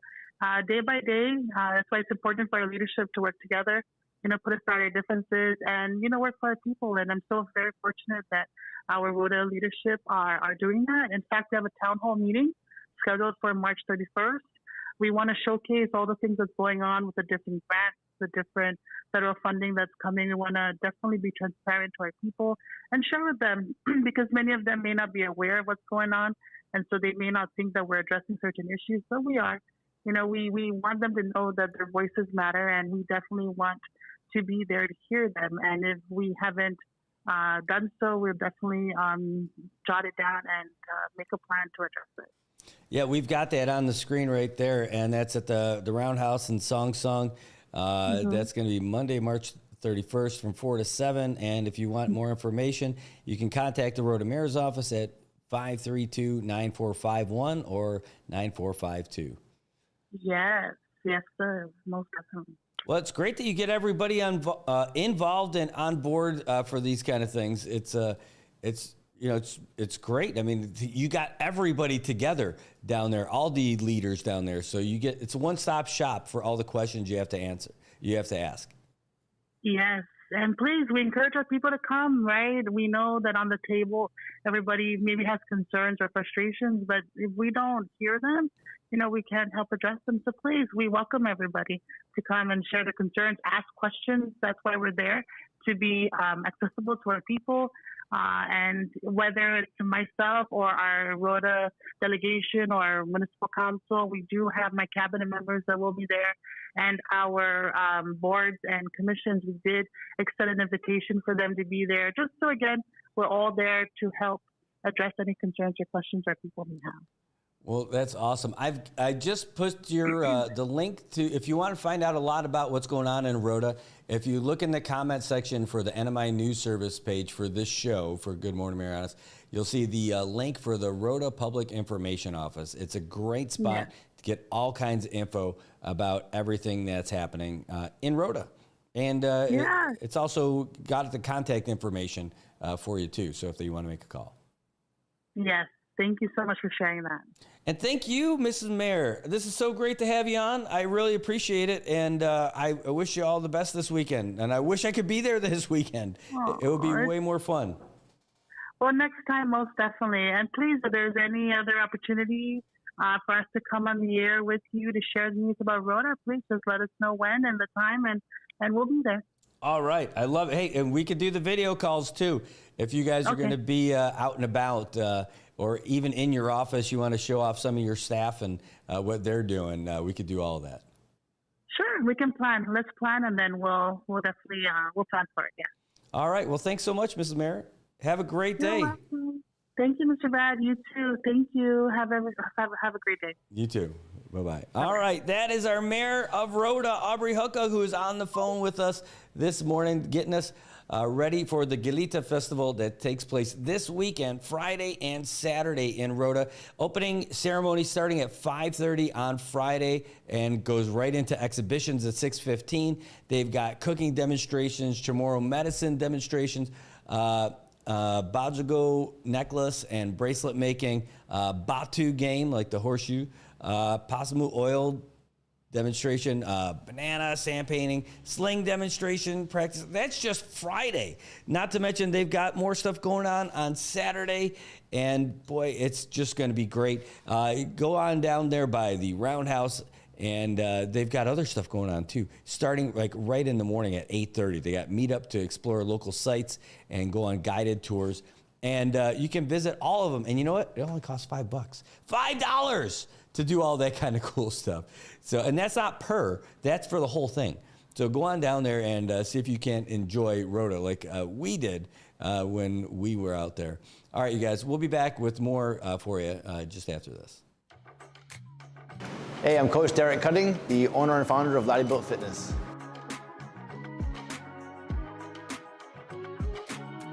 So no matter who you talk to here at Laddie Built, everyone feels that they are part of a family, part of a group of like-minded people. no one feels judged. No one feels like they're being teased or picked on or looked down upon because maybe they don't know what they're doing. They could be brand new and have no idea what they're doing. They might be overweight or really skinny and feel very self-conscious about themselves. But at Laddie Built, nobody judges here. And if you ask anybody here that might be in better shape than you or even not, but has experience in the gym, they will gladly help you through a workout and teach you a few techniques that could help you. So Laddie Built organically from day one, since the boot camp era, has organically grown this fostered environment of community and being a safe place, but a strong work ethic community of people that want to get work done. All I can say is that I put my heart and soul into it from day one. I treated everyone like that at the boot camp from the very, very beginnings, and everyone at the same time would treat each other like that from the boot camp era as well. And as we grew, as we got into a brick and mortar facility, we got bigger and bigger. I feel like people definitely just take this place as a home, as like their brother and sisters are working out next to them, not their enemy or not their competitor, So organically, it's just the vibe here is different. Everyone feels very, very comfortable, and I love the fact that it happened like that.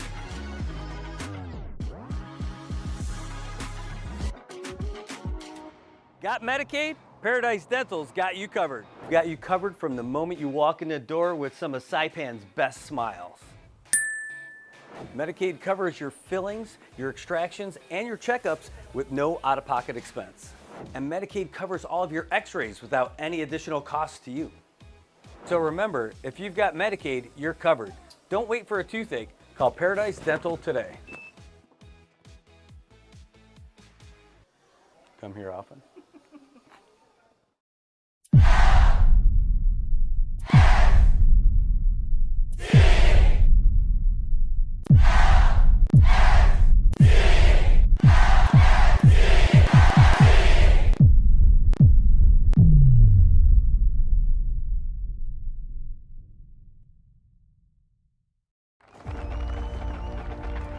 For every generation, it has started with the call to serve. Discovering the purpose and the belonging earned with the title. Learning to dig deep and push through adversity together. Defending our nation and its people. It is a life of great worth and reward. But Marines are never really finished serving. Their commitment comes full circle, visible in communities across our country. This is Semper Fidelis, always faithful, always Marine, marking a path for the next generation.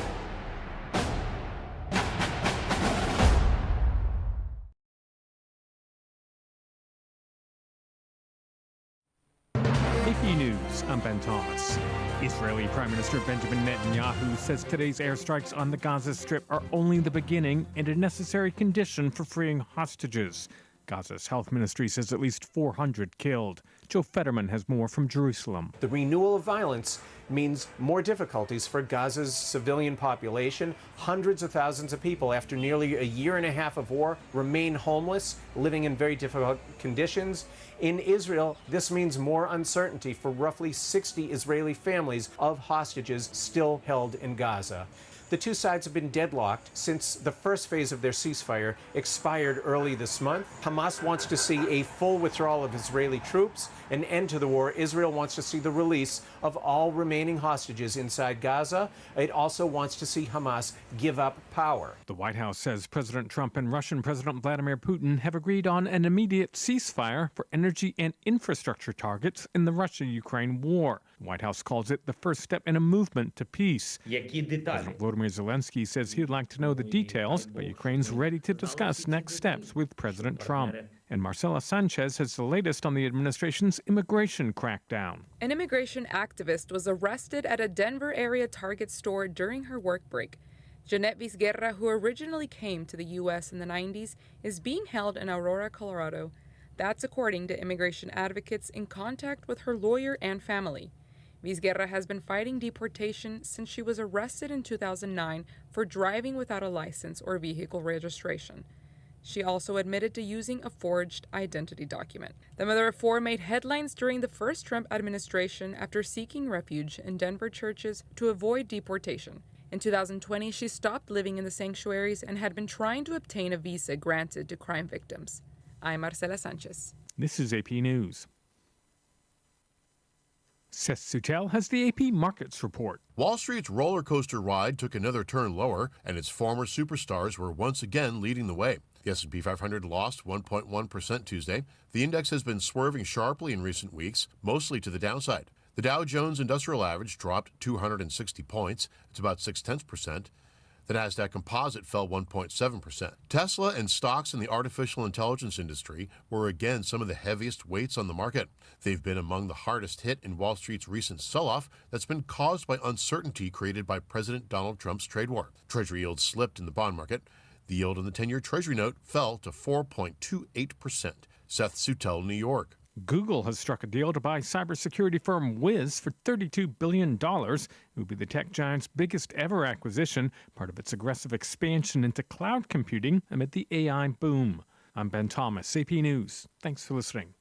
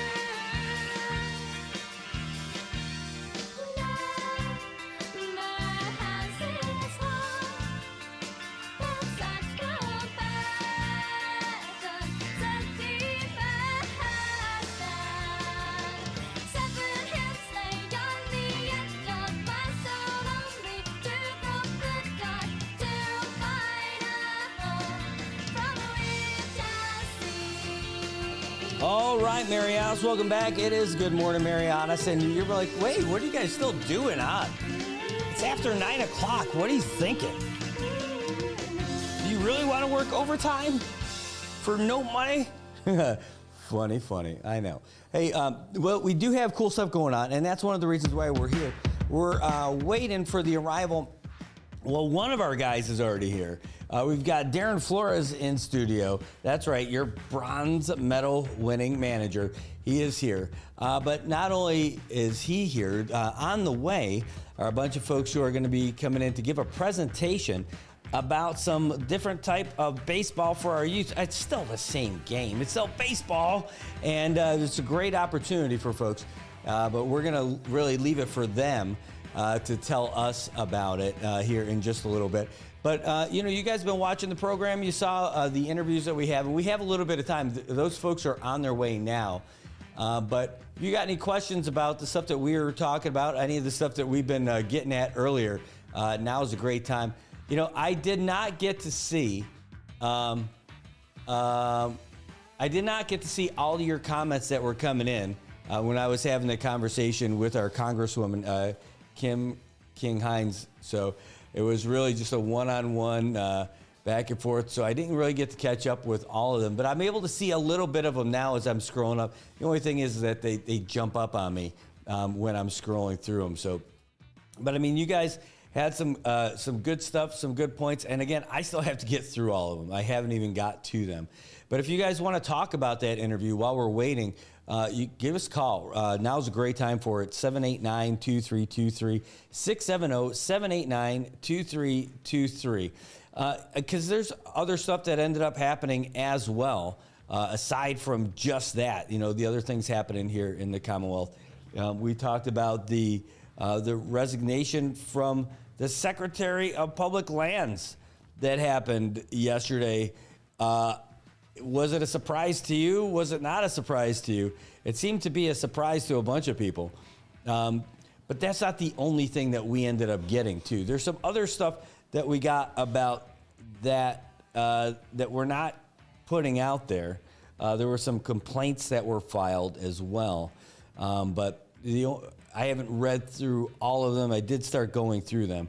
But we're not going to put them on the screen until we can cross off the person's names or anything, because the people who are alleging some misconduct and everything in there, they you don't want their names being blasted out there yet either, especially if they were the victims or the alleged victims of some mistreatment over there.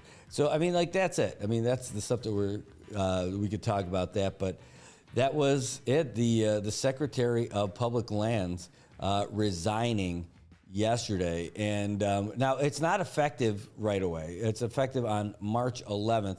In fact, where's my share screen with that? Thought I had that all set up for you guys. Darn it. Dang it. I did. Oh, here it is. This was it. In case you didn't see it yesterday, I mean, that's what we're talking about.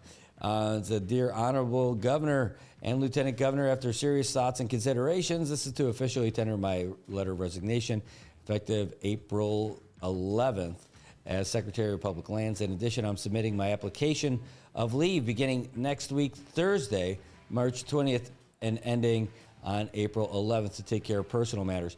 Basically, she's giving a 1-month resignation, but saying, but on Thursday, I'm going to start taking my personal leave. So that's a tough one, by the way. I don't know how it works on the government side with regards to your personal leave. If you don't use it, do you get paid out or do you have to take it? And maybe that's why she's taking it, because I know you give notice when you resign, right? You give notice. Give like a couple of weeks for some jobs. You give a month for some jobs. There's always something. But in this case, it's like, oh, she's going to give like a month's notice. That's pretty good. But she's going to be taking leave like for the last few weeks of it. That's a tough pull. And so, you hope the best for everybody. You hope that, everything's fine with her. But that does seem like she's just pulling the cord on the parachute. So that's got to be a tough first week for their new public information officer. I know that. Yikes. Basically, that means that we're going to have to go through there's going to be an acting person in charge of public lands, and then you're going to have to go through the whole confirmation process to get a new Secretary of Public Lands. So that doesn't seem like it's going to be a lot of fun for anyone who's involved. So sorry to hear that from the governor's office. Yikes. Well, let's just say that was maybe that's one fire that's going. There's another fire though that was going, and this is wild. This happened over the weekend. If you guys didn't see it, there was a fire over on the Cagman side. Here, let me just change the window on this so you guys can actually see what I'm looking at here. There we go. There was a fire in Cagman at Lau Lau Bay Resort, and we finally got some information from the good folks over at DFEMS. Let us know about it, and we'll show you some pictures. It says Saturday, March 15th, just before lunch, female caller reported heavy black smoke near the staff housing at Lau Bay Golf Resort, and yikes, right? You take a look at it. This is the report from their who actually wrote this? Well, it says they responded to the described location. Forestry got there first, and thank goodness there's the Cagman Fire Station is like right around the corner from there, right?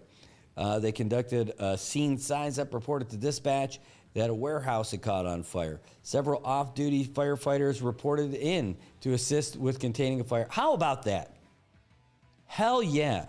Several off-duty firefighters reported in to assist with containing the fire. How about that for our local firefighters? Damn right. Those guys not working, they went in to go help put out that fire. That is awesome. At 1:27, they reported that the main fire was under control and they were beginning the mop-up. Division of Fire Prevention and Arson investigators arrived to assess the situation. They stated that, so they went down there and they were doing that. The initial scene revealed a semi-concrete warehouse on the eastern side of the compound that caught fire. Warehouse was used as a mechanic and repair shop for Lau Bay Golf Resort. Upon further scene assessment and investigation, they discovered that an area of origin was located in the northwest interior of the warehouse. The structure sustained severe fire, heat, smoke damage. No injuries or fatalities were reported on the scene. That's wonderful. At the time, the cause of the fire remains under investigation and will be determined by at a later date by the Division of Fire and Arson investigation. So there's more to it because they have other. Boom. Let's take a look at some of the fire photos that they had. Here we go. Pop up there. Oh. And let me change this for you. Just a moment. Come on, you share screen. And again, stick around. We've got folks coming in and talk some baseball stuff with us here in just a moment. There it should be the other one. Is that it? There we go. Now you can see that's what the warehouse looked like from that fire. And yikes. Look at all that smoke from that fire that was happening over there in Lau Bay. And this is going to be afterwards, just a different perspective of what they did to put that stuff out. What a great story that nobody was hurt or worse. And that is no doubt to some of the fast-acting folks from DFEMS, off-duty folks who rushed in to help out. That is just wonderful stuff. DFEMS, great job, you guys. I mean, way to go and rally the troops to get everybody in there. That is outstanding. Tobot. Tobot's already. He's like, golf carts for sale? Yeah. No kidding. Man, that is outstanding. So well done, DFEMS. Way to protect our community and getting out there. I love that those guys went in there. The guys who were off duty, they went in there to knock that out. Well done. So by the way, while we're waiting again, this is your time. It's a great time for you to call in and let us know what you thought about the interview, any other questions that you had for our Congresswoman. What do you think? What do you think of the questions? What do you think of the answers? Well, I'm going to they're going to mute this. I'm going to try to go through and take a look at some of the comments now. I have to do it a different way. Okay, hold on. I guess I did not see a single one of your comments while we were talking. All right. Oh, it says Brad, any news if Saipan will have another round of stimulus? No, I haven't heard anything about that. I'm looking at all these. All right. I'm just scrolling through your comments on here. Yep, John Williams, see you there too. Oh, geez, that was a good one. Ask her about the statehood topic. I didn't even think about, the thing is, I had one eye to the clock and one eye to the answers Are you, from our congresswoman? Because I knew, like, she said I could do like 7:30 to 8 because I've got to get on a plane to go to Tinian, and she's got a tight schedule too, right? So she stayed later than that too. So we're really thankful. But like, so instead of doing that, we were looking at all this.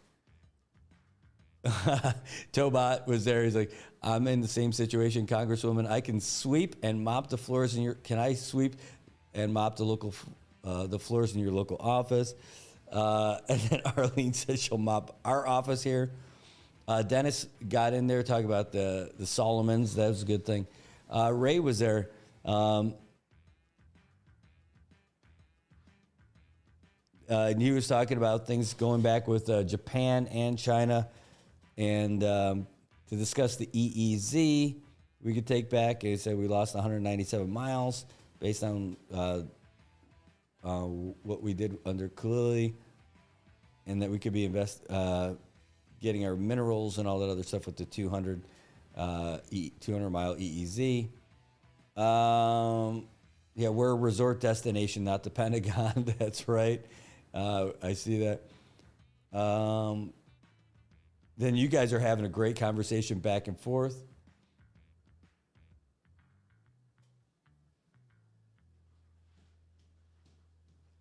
Okay.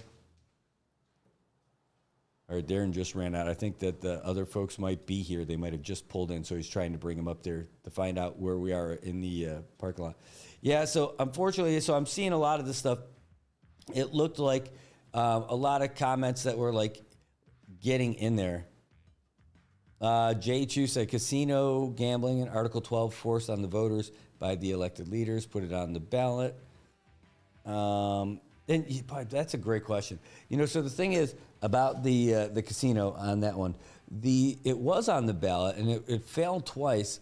So Rhoda had its own ballot for the casino and it passed for Rhoda. Tinian had its own ballot for a casino and it passed in Tinian. Saipan had a ballot for the casino and it failed.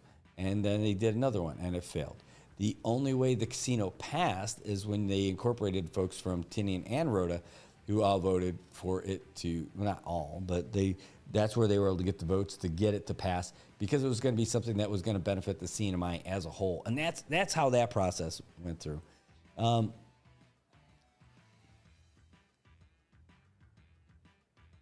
Yeah, it says we need to make laws that would protect against Chinese influence from our lawmakers. Then the anti-China people would have nothing to argue about.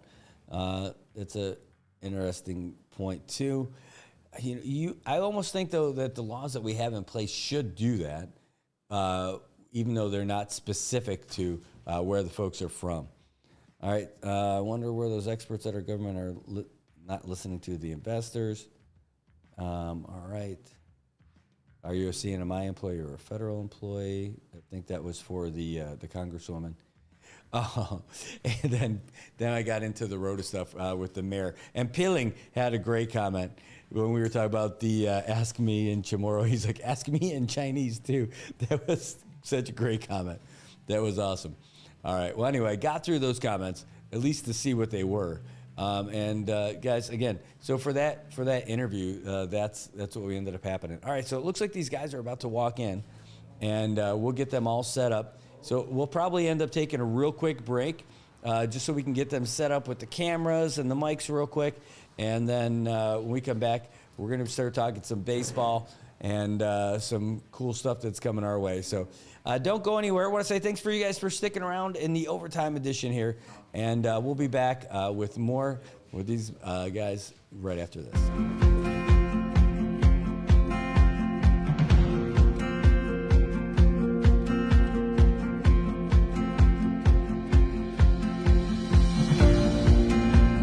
Player number 14, It's a great day to be up 3-0. I'll tell you that. Probably is not great to be down. I'm Brad Rosala, and I'm the owner for Commonwealth Communications. And I am Jojo Alipuzu. I am the owner of Island Image and Ocean. And this is our joint venture, Sideline Studios. This whole concept that we have of doing all these live stream productions and covering news and doing live shows and everything, it wouldn't happen if if we didn't have a great partner like IT&E, someone who could handle the bandwidth and provide it and then get us what we need when we need it, and then be a real partner for us for all the events, whether we're doing live sporting events, broadcasts. All of these things happen because of our partnership with IT&E. With IT&E providing us with the fiber and point-to-point and even the MBRs, it's just a great piece of equipment to use when we're broadcasting our sports, our events, our performances, especially our cultural performances. And it's just great to share our culture here in the Marianas with the world. And IT&E has been there from the get-go. The thing I like best about working with IT&E is how willing they are to come out and find a solution. Even for Liberation Day, we thought we had a pretty good solution for our live stream setup, and it turns out that we did not have the right setup that we thought we needed. That day, just before the parade, reached out to Paul and said, here's our situation. What do you think? He's like, we're gonna figure this out. While he's sitting there barbecuing, getting ready for the parade to start, he starts burning up the phone lines, calling everybody in IT&E, what can we do, what's the right solution? They left their families to do this stuff and get us the equipment that we needed to broadcast live. That's over and above. That's on a holiday. That's when he was out there spending time with his family. That's why IT&E is just the best, just really in touch with the people and the community. I recommend IT&E to everybody. Tell them the options are there, and you could choose whoever you want and then figure out what you think is the best. But when you're ready, when you're tired of having your calls disconnected or not having service, then you reach out to the guys from IT&E.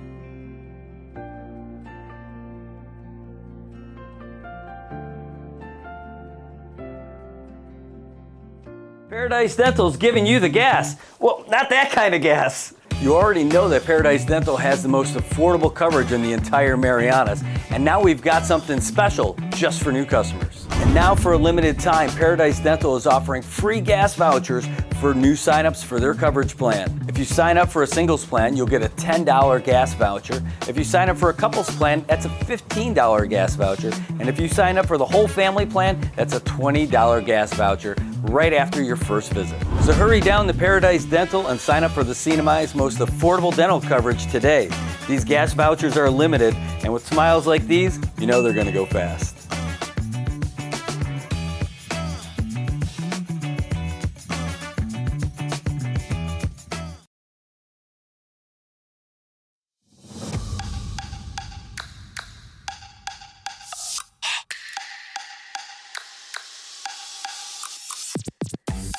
All right, welcome back, Marianas. Here we are. It is Hump Day. It is March 19th. It is 9:29 a.m. in the morning. If you haven't gotten to work yet, boy, I'll tell you, start working on your excuses for being a little bit late. Maybe, what happened? Maybe you're still, you just recovered from St. Patrick's Day. Maybe that's what happened. Sorry, boss. All right, well, cool stuff happening today. It's an outstanding day, outstanding show for us today because we covered so many different things, but now we're gonna start talking about something else that's cool.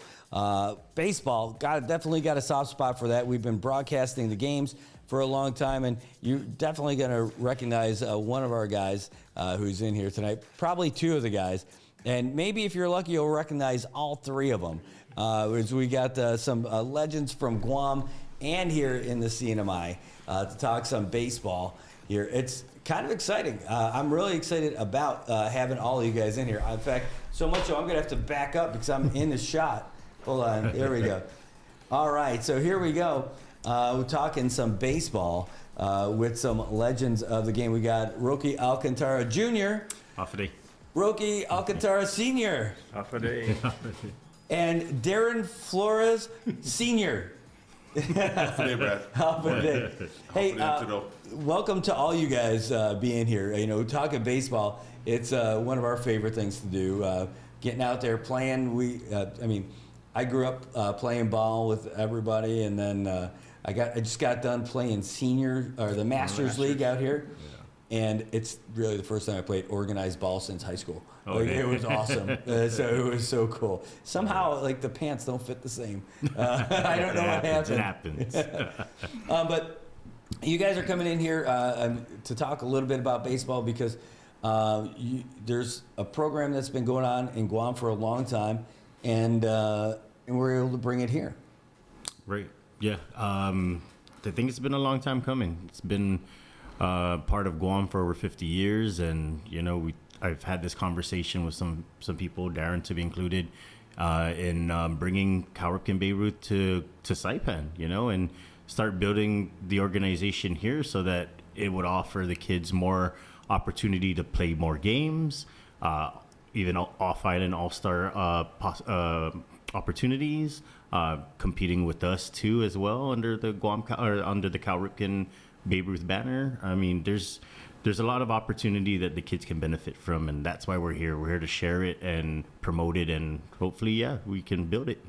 Well, that's great. So it was exciting to see youth baseball start coming back here. And I'm saying youth baseball instead of Little League because I know Little League has its own brand and everything, right? Right. But people just think of like Little League, like they think diapers as Pampers, right? Like that's kind of, or Band-Aids or Kleenex, all that kind of stuff, right?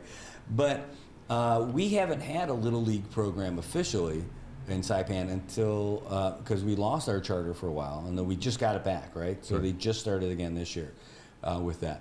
But this is like a different brand of it. It's not like Savannah Bananas baseball. This is like actual still baseball for youth baseball. But walk us through it. Tell us a little bit about Cal Ripken Babe Ruth. Okay. Well, Cal Ripken Babe Ruth have been in existence in Guam for over 50 years. 1968. Since 1968. Wow. And then at that time it was just Babe Ruth and Bambino Ball. Mm-hmm. But in 2010 we adopted it in Guam, the Cal Ripken baseball. And this is from age group 4, from 4 all the way up to 12. And then of course Babe Ruth is from 13 to 18 years old. So we have the 4 to 6 year olds, that small T-ball, right. And then we have the 7 to 9, which is a pitching machine. And so we're trying to promote, and then we have the 9 and 10, and 11 and 12. And so every year when we go to the region, we send every age group. It's not like Little League. We're not here to compete with Little League, but Little League, they select them, and they have the 9 to 12, and then they select maybe the 12-year-olds. So what happens to the 11, 10, and 9-year-olds? Yeah, maybe give them an opportunity. So the opportunity that we have at Cal Ripken is we can send each and every one of them to a regional tournament. Yes. Yeah. And just last week, we got invited to an 8-year-old World Series in Ocala, Florida. Okay. So it's just a lot of opportunities for our kids. The age group is being neglected because they only wait for the 9 to 12-year-old. Right. Yeah, I think that's what we're trying to do, promote because we're chartered, right, and we're sanctioned. So we want to build on the 4 to 6 and the 7 to 8 mostly because I feel like that there's a lack of here for that age group, right? If I'm not mistaken, Daryl, can you chime in on that? Is there a 4 to 6 or 7 to 8? Perfect. Like baseball, we always talk about grassroots, and we want to start down and develop it from the 4 to 6 age group and the 7 and 8. And yes, as you say in the Little League, it's pretty much the 9 to 12s, but only 11 and 12s can be selected to be going to the regional tournament, district and regional tournaments, and if they make it to the World Series. But again, as Uncle Roki Sr. says, they're not here to compete versus Little League. They're here to just implement a new program that builds and opens opportunities for more of our youth baseball players, which is 4 to 6. It's a great 7 and 8, great program to have them, and to have them to see that they're able to travel to a regional tournament, and. Yeah, starting earlier is better. So, like, you can start getting those fundamentals in right away. Mm-hmm. When you show up to baseball, like for Little League, like the majors, you know what the position is. You know why you're throwing to a certain base. Right. You know where you're supposed to throw. You know what a cutoff man is. Yeah, back to the basics for sure for the kids. Yeah, back to the basics. Yeah. And to get them ready for the next level, which is the next age group. And that's, again, we want to coexist with Little League or with any other baseball program there is. In Guam, we have Pony, Little League, Babe Ruth, Cal Ripken. I know there's middle school baseball and high school baseball. So there's a lot of opportunity that we can offer these kids if we just work together and coexist. I remember the ponytails. It was like the softball that we had for the girls in. I grew up in New York.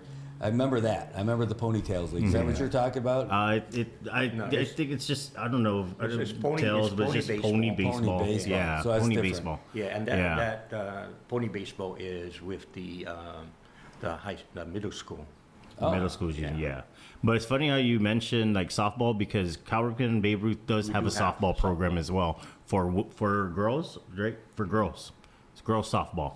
So that's another thing we can push. We don't have it in Guam. We haven't established that division yet, because I feel like the middle school and the high school girls softball kind of have their organization set, and then I think they're competing even the Palau mini games for the women's fast pitch. But that again is something we can create if possible. And there's some girls. I see there's girls softball going on here too, right? Most recently, so that's something too we can always discuss about and offer as well.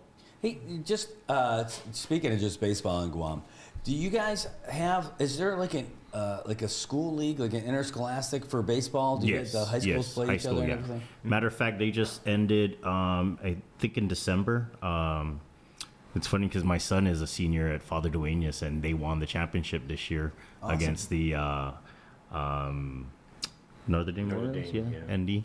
So yeah, there's a high school league that consists of almost every high school on island. I want to say there's at least 7 or 8, 9 teams. And then if there's some schools, small schools that don't have baseball in their curriculum, then they'll send them to like another school and just get like a waiver or something.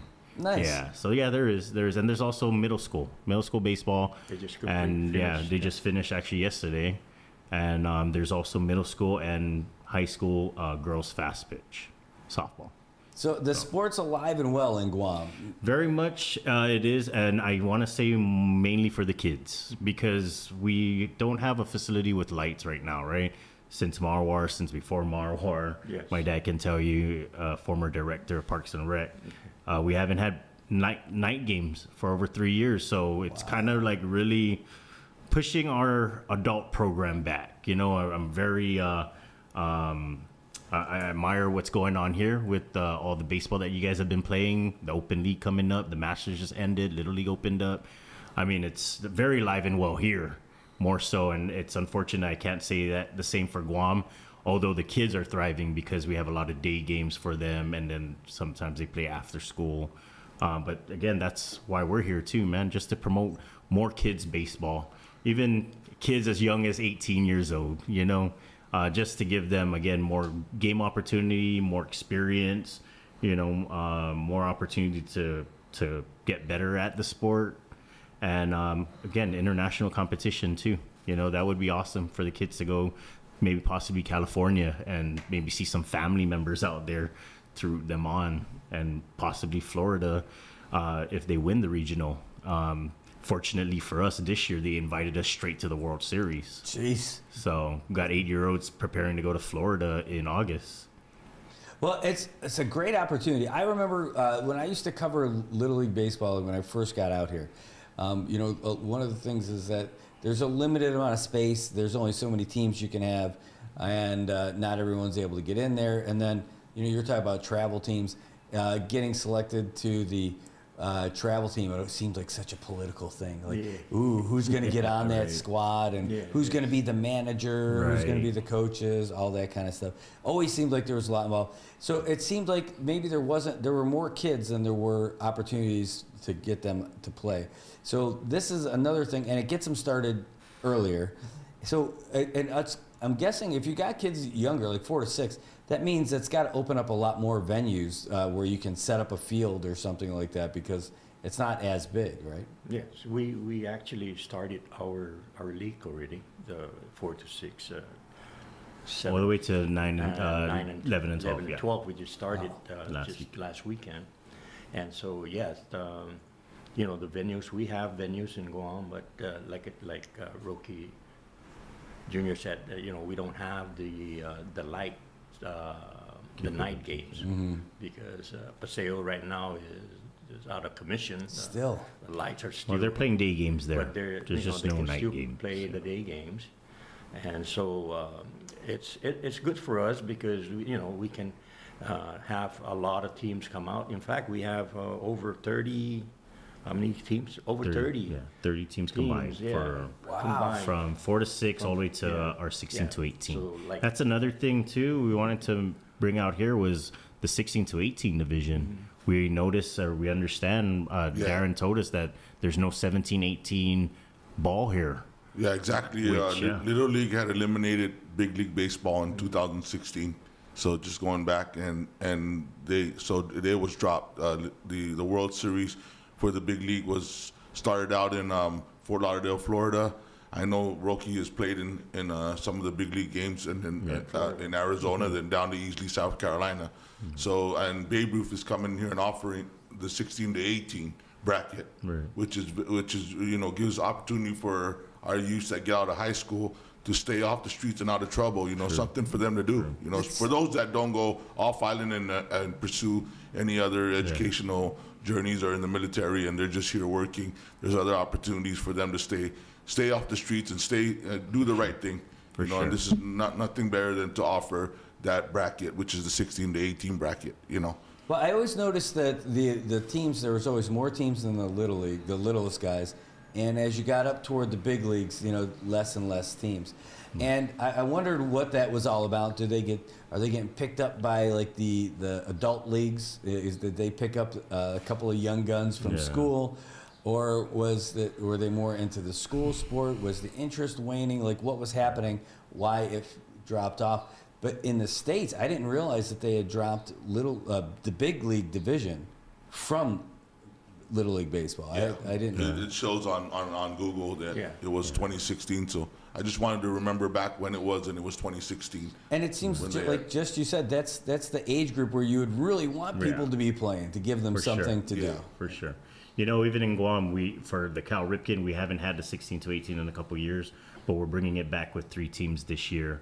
And it's funny how Darren mentioned about like myself going and playing Little League World Series. And that's when you know we're not here to compete because we're both products of both leagues. We played Little League when we were younger. We played Babe Ruth when we were younger. I played Bambino because Bambino was 4 to 12. And then as soon as I hit 13, 14, 15, I played Senior Little League. I went to Kissimmee, Florida 3 years in a row to play World Series ball, and then in 2000 I went to Arizona for the big Little League World Series. So I know what it's like playing on both organizations, and it only allowed me to get better and better as I grew up, right? And more opportunity to travel too, you know.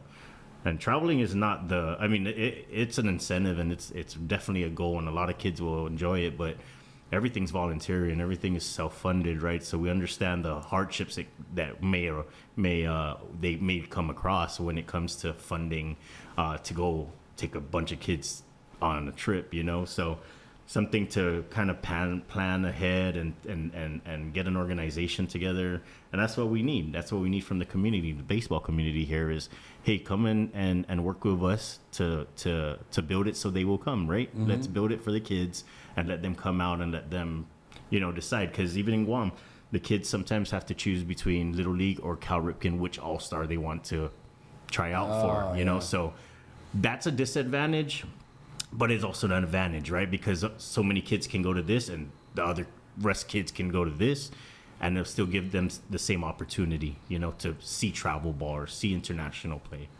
Yeah. Well, that'd be great. It'd be great if we had more of a regular thing between the CNMI and Guam, too. True. Like, that would be outstanding just to have a regular thing.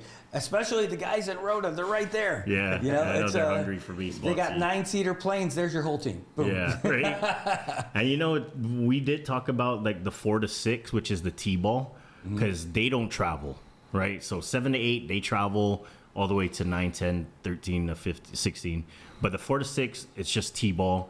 It's self-ran by the coaches, really. And There's the no parents. officials and the parents. But we were talking about, hey, let's do a back and forth thing with Saipan, you know, and get the 4 to 6, make a all-star team and do a friendly, you know, or, you know, something like that. That was a thought because, again, it was to give the 4 to 6 something to look forward to because they don't have any, travel opportunities because of there's just no divisions or there's just no regional tournaments for that. It starts at 7 to 8. 7 and 8. Look, Yeah. this next thing that you got, it says, Bambino, we had to put the patches on our sleeves or we can't play. Yeah, those are the days. Tobat Castro, Yeah. so I'm sorry, I missed the having you guys in here. I wasn't looking at the comments. Tobat Castro, he's from Molesu, but he lives here now. Yeah. Said, hey, he played Babe Ruth all his younger years. And he said, dang, Roki, you still look young. He said, what happened to Chalampagu Field? Chalampagu Field renovated now, yeah. The issue they had is when they installed the lights, the big trucks were in there. So the tires got it Messed kind up of the ruined the field a little bit. There you can still see like tire tracks out there in the mud, dried up, but the lights were okay. I mean, they're using it for softball. But yeah, I think they just need to do a better job at maintaining the field quality because the lights are working, you know, and that's the biggest issue we have in some of our fields back home. The reason why there's no GML or adult baseball is because we don't have a facility for night games, and that's what us adults want to play in, right? I mean, to play day games all the time at 2 p.m. The hot, you know, it's just... I don't know, unless you guys have better lights than we do. You probably did. But those pop flies in the outfield at night, man, you lose them. Yeah. It's like, all right, I think it was going there. Oh, there it is. You know, it just pops right back into the field, you know, so it's pretty wild. Yeah. Maybe it's a little bit better over there at Paseo. I'm guessing. Brad, going back to Roki's saying where Paseo doesn't have the lights, I guess they're feeling what we felt in Solar and U2, where our lights were just damaged, but, you know, it just so happened that mini games was coming up in 2022, and, you know, there was funding to put the lights up so we can get the facility ready for the games. And, you know, that actually brought adult baseball back and, you know, the high school baseball back. Which, That's you right. know, so, and it's back here, you know, on Island. And I feel the sentiment of Uncle Roki and Roki Jr., you know, Roki Sr. and Jr., that, you know, hopefully someday soon Paseo will get revived with their light, you know, and they can bring night baseball back to Paseo Stadium in Guam. So. Well, we've got a big meeting now coming up to start talking about this, right? Yeah, this evening, 5:30 at the Ada Gym conference room.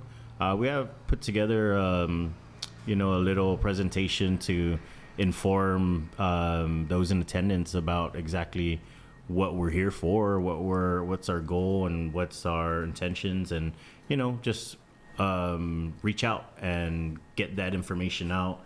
And then we also plan to host a clinic over at the Marianas batting alley, just for the kids to get out there, have some fun, swing the bat.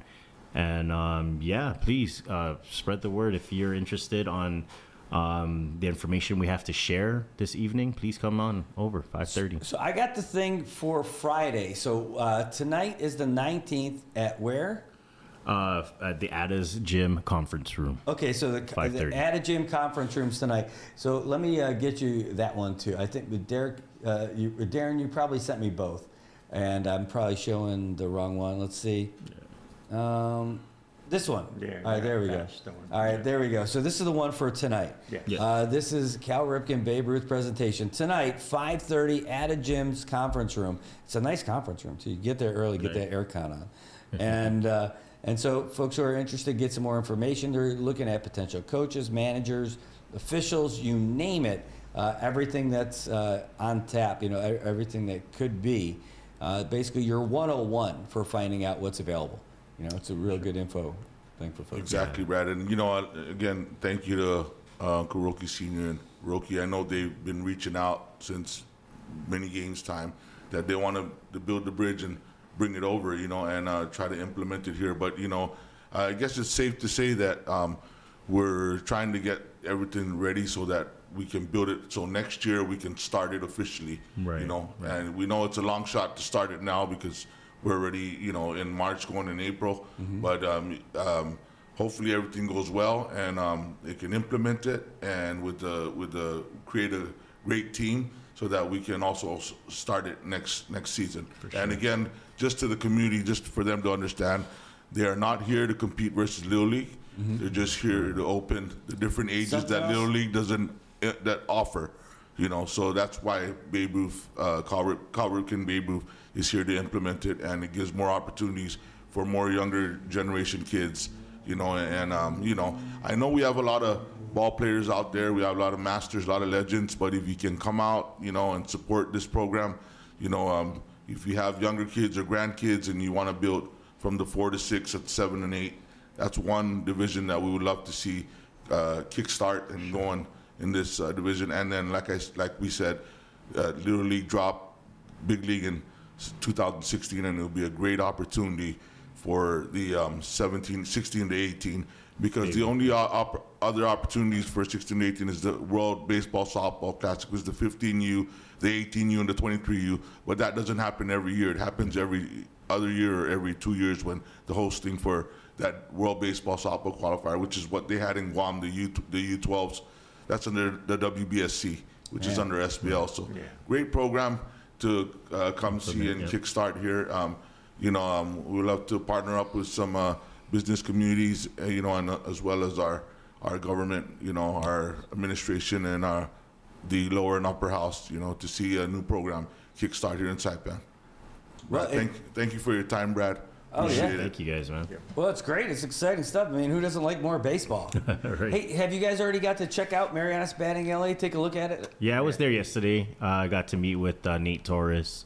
It was nice, man. I was honestly, I've been following him since they opened up on social media, but to be there live, man, it's such a dream to see, you know, because that's, as a kid growing up playing baseball, loving baseball, I mean, I would have loved to have that in my backyard or in my island, you know. Just, I hope the kids here and the adults too take full advantage of that place, because you know, there's a lot of places I wish they had that facility, and for them to have that, you know, big shout out to the owners of it for putting that together for the community, because that's really what it was for, right? It's for the baseball community. See, there's a weight room about to be built there too. That's going to open up the demographic, and yeah, man, we're excited. We wanted to support that business, and that's why we're doing this on Friday.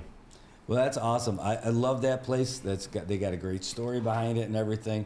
And I went out there on opening day to check it out. Just like, oh, this thing's awesome. It's awesome, man. It really is. And the kids will benefit from it, you know, and hopefully they can sustain it and maintain it, right? So that it could be there for many years. And I'm sure when people travel from Guam, and if they host tournaments here again, that would have been awesome to have during the mini games, right? Like teams just, you know, flooding that place. But yeah, man, check us out Friday. You know, there's a sign-up sheet over there too. We definitely only can, you know, we want to cater to as many as we can, but we feel like capping it at 50 to keep the place, you know, under fire code and safety as well too. So. All right. Well, it sounds great. It sounds awesome. You know, that batting cage too. It's a shorter distance when that ball gets. So your bat speed's gonna pick up if you do it long enough, right? Your reaction time got to be a little bit. The 80 is probably equivalent to 90. Yeah, it's just like holy smokes. Yeah, I'm excited, man.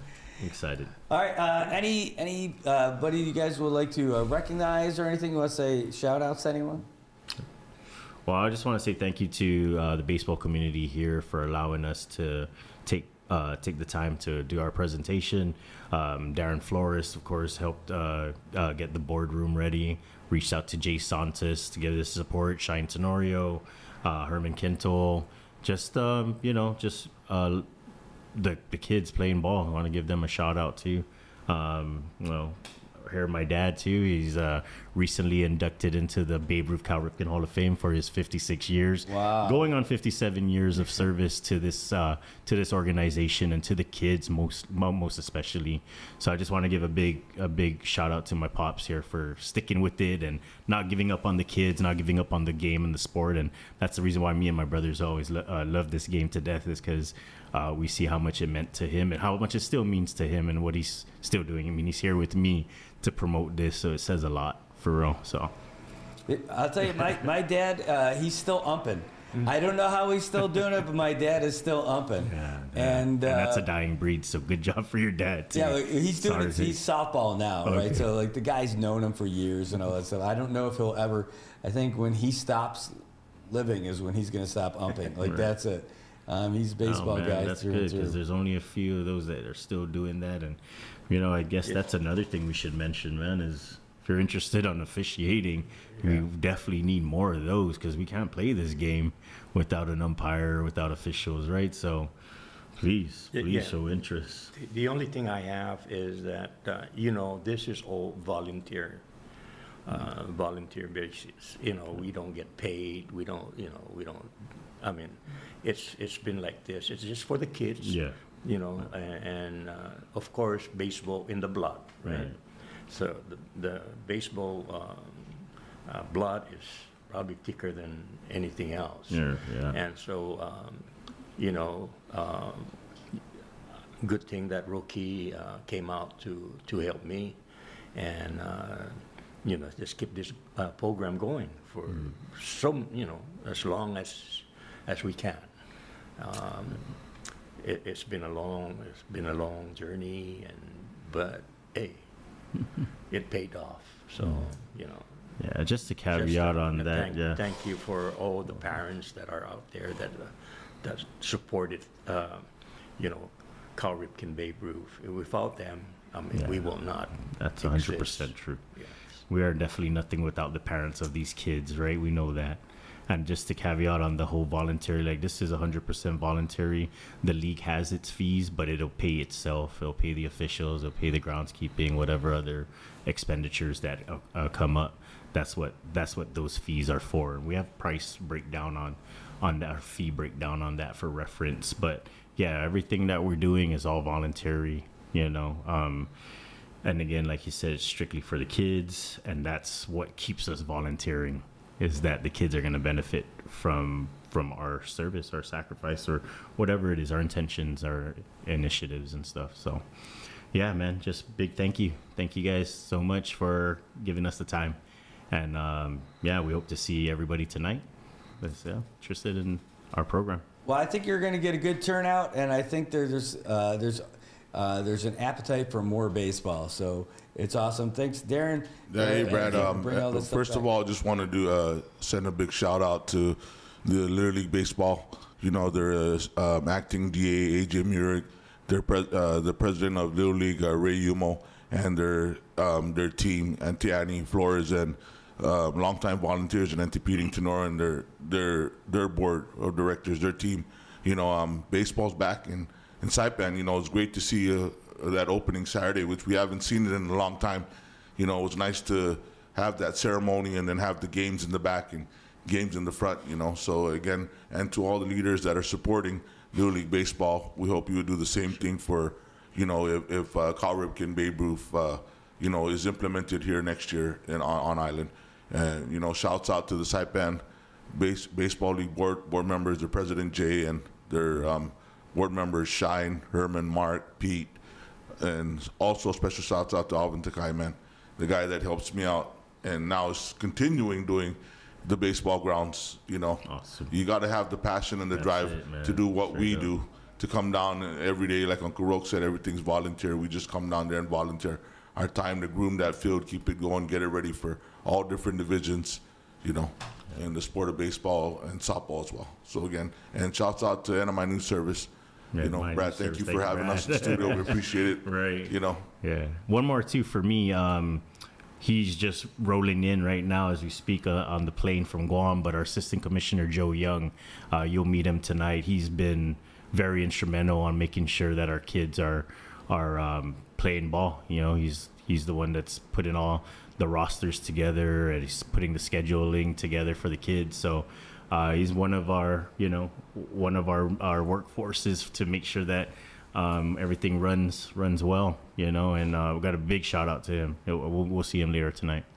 Well, and everybody can go and see all of these guys tonight over at the conference room at the Ada Gym. It's Cal Ripken, Babe Ruth baseball. You're going to learn a lot about it tonight. 5:30 Ada Gym conference room. They're looking to teach you about what that program is, and then they're looking to get some potential coaches, managers, officials, and looking at unveiling it, rolling it out next year, and a new opportunity for kids who are younger and older that normally wouldn't be able to play ball. So it gives you something else to do. It's been great having you guys in here and hear more about it. Thanks so much for stopping by. And thanks for having us. Yeah, Thank you. Good luck tonight, and then on Friday over at Marianas batting alley too. Exactly. Should be a lot of fun. Yeah. Yes. And Brad, lastly, just want to hope that we can build the bridge of Uncle Rocky for the Masters part, where Uncle Rocky used to invite tournaments down for our Masters from Saipan to go down to Guam, multiple teams from here, and then play with Guam and Australia and Guam. And hoping we can build that bridge of Uncle Rocky Sr. and get that going again, where now, since we have the field, they can come out and compete versus us, you know. Nice. Yeah. So that sounds like an NBA supported event. You know, we're bringing in tourists here in the cinema. Exactly. All right. Well, I'll tell you what, we're going to actually wrap the show with you guys. So I want to say thanks to everyone for tuning in. You guys have been with us since the wee hours of the AM. And I want to say thanks for being in here. Thanks for all of your comments. Thanks for all your feedback. Tomorrow we're going to be back again with Good Morning Mariana, 7 o'clock, right here on the NMI News Service. If you haven't done it already, please follow us. It really helps us out right here on the NMI News Service page. So take care, have a great day, and we'll see you in the AM. Take care. Good morning, Marianas. So many things we gotta discuss.